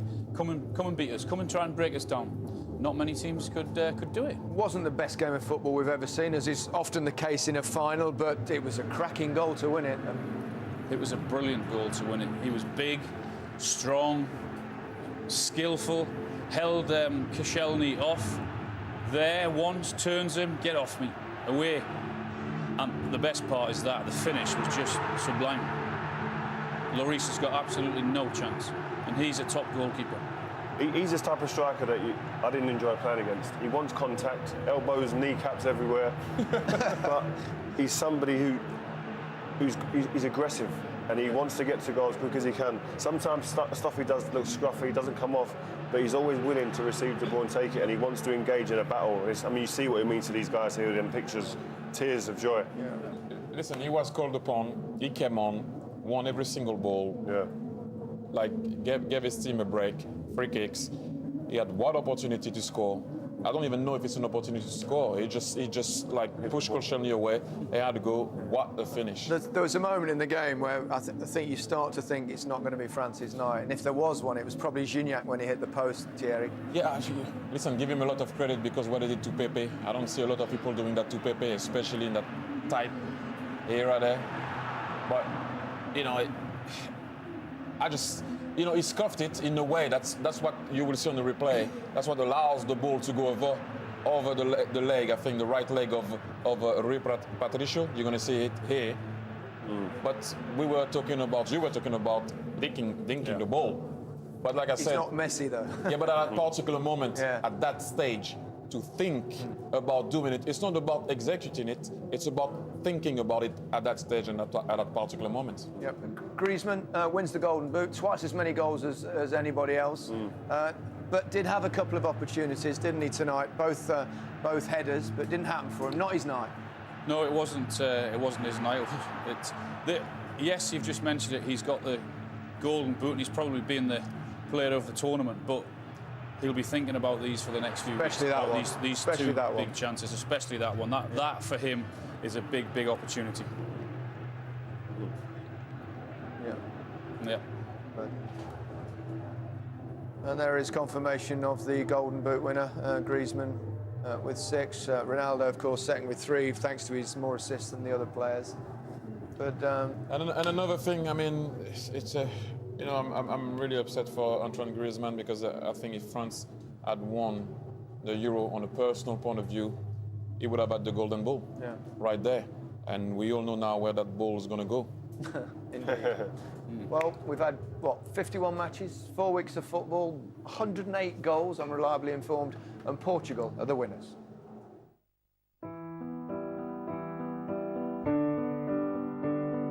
After months of fearing what might happen at the Euros, at last, the football started. France, the hosts, kick us off and underway. France were flying. Payet! Oh, what a wonderful goal! Some, others didn't need to. Fans under the spotlight. For every sinner, there were 1,000 saints. The green and white army made friends everywhere. We'll never tire of the man on fire.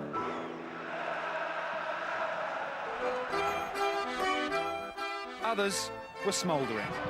Hamsik! Just brilliant. The 3 lions saw off the dragon. The Welsh beast wounded, but not beaten. Another legend finally admitted defeat. Massive strops, flimsy strips, impressive dips. Oh, to goal! One nation proved that size isn't everything. Their thing became the thing. The volcano erupted.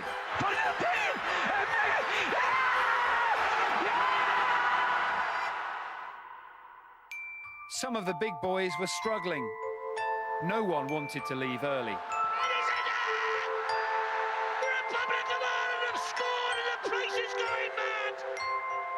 Some couldn't stop the slide. Trousers, wowzers. Ledley, deadly. Some found it hard to sit down. Some watched the tournament pass them by. Some dug deep. Some a little too deep. England faced another dentist's chair. The teeth pulling might take some time to heal. Spiky, crikey, blondie, one way or another. Man bun, Buffon. Not even the great Italian could halt the Germans. Lady Zaza didn't help. And he's blazed it after an exaggerated run-up. The masters were frail but didn't falter. They were born this way. Enter the dragon, fearless, faultless, Belgium beguiled. but always in the frame. He came, he soared, he conquered. The hosts also had a hero. No one could stop him. Not even the Unstoppables. The hosts stayed for the final dance, but their guests were the last to leave. Well, hey, it's been quite a few weeks, and well, you voted for your goal of the tournament. You voted in large numbers, and these are the top three that you came up with. Robson Kanu, of course, against Belgium, Shaqiri against Poland, and Ronaldo against Hungary. Now, it's up to you three to decide which one of those three is going to win. You can start, Rio. What do you think? I'm going to go for Robson Kanu. He told the Belgian defenders to get out of the stadium. Johan Cruyff did. Composure, back of the net, beautiful. Thierry? Simple for me, Robson Kanu, control, sheer strength, awareness, composure. Well, that's won it already, so it's irrelevant. But you might as well. Shaqiri. Yeah, just the technique. Was a cracking goal. It's the most difficult thing. OK, well, let's see the winner for one more time. It's a cracker. Good run from Aaron Ramsey, well found. Dinked in towards Robson Kanu, Taylor's available. What a turn! What a goal! What a moment for Wales. Hal Robson Kanu with what may very well be the goal of his life. Well, that was certainly one of the moments of the tournament. Now, what do we make of the tournament? New format, obviously, more teams in it. Pretty negative, very low goal-scoring ratio. Rio, what do you think? I think undoubtedly the quality levels were disappointing. Teams coming here not necessarily win, just coming here to not get beat, not coming out and making games of it to make a better spectacle. And I think on one hand, yeah, we can say the quality's been a step down, if not maybe a couple of steps down. But then we've seen great scenes with fans, with fans who probably for a lifetime thought they'd never come to a tournament like this, and they've been able to, and to become and have moments like Iceland did against our England, which was great. But at the end of the day, you want to see quality players, the best players playing, and the best teams. And I think we didn't get as much of that as we would have liked. Is the game a little bit negative at the moment, Thierry? Is there too much fear? Is it safety first? Yes, if you allow the third in the group stage to go through, then at one point teams know that if they win only one game or if they draw three, then they can go through, so teams don't go forward. UEFA have said they're quite happy with it and they think that's the way ahead, and they might even bring more teams. The team that finished third has just won the tournament. Yeah, exactly. Yeah, listen, unbelievable. I'm happy to see teams doing well, Albania winning a game, Iceland doing what they did, but I think that new rule killed the group stage games. I think personally. But for 5 or 6 games, the standard has been poor. I think it's, as I said, it full time's been pretty dull and pretty boring for a lot of the times. A lot of the excitement has come from the smaller teams. Wales, Iceland, Portugal weren't fancied. So UEFA have got what they wanted. Financial reasons has been a success, but the quality, I think, has been really poor. Your personal highlights of the tournament, Rio? Highlights, I'd say Wales. I think seeing what they'd done, the journey that they went on, was fantastic. And I think it's the unity that they showed, their fans behind them, the unbelievable kind of unity that they showed with each other. It's a great story, and it's something that you'll be able to live on for a long time, and their fans will live through that for years to come. Thierry, as regards the host nation, put on a great show. My highlight of the tournament is not so much on the field, it's about how the tournament was, how people enjoyed themselves. If you put on the side what happened, obviously, in Marseille, the way people were happy, the fans, colour, joy, happiness. That's what we wanted at the beginning. They were a case of fear, and nothing happened. So overall, it was a successful tournament. Yeah, the fans, I think, but for the incidents with England and Russian fans, I think other than that, they've had a fantastic time. They've enjoyed it. I mean, the Wales fan, the Irish fans. There was some great scenes there. OK, well, that's it. Thank you all very much indeed. It's been an absolute pleasure being with you over these last few weeks. There it is. Portugal have won their first major tournament with an header from outside the box. Good night.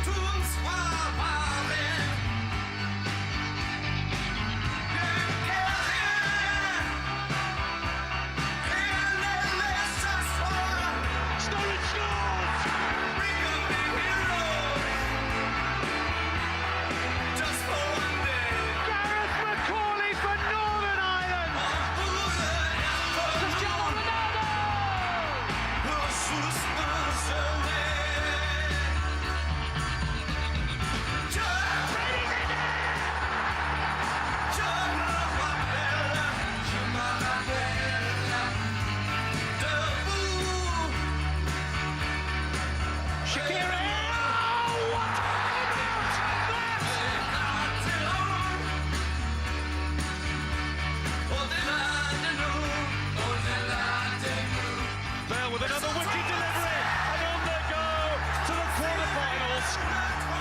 Pella, done and dusted.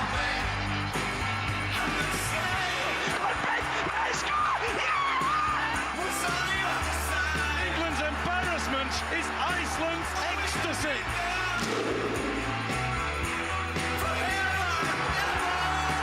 Give you up for the bet five. The home of Chicago.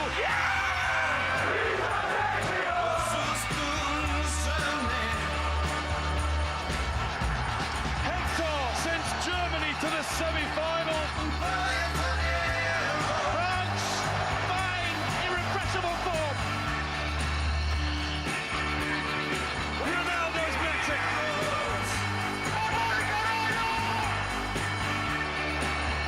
Great chance for Griezmann. A little bit of Marseille magic. Tonight is a time for heroes. Ronaldo tired in very strongly. He's gone. His game is done. There's a shot! Super strike! He's the man that has won the European Championship. Kings of Europe are Portugal. Thank you. Thanks very much.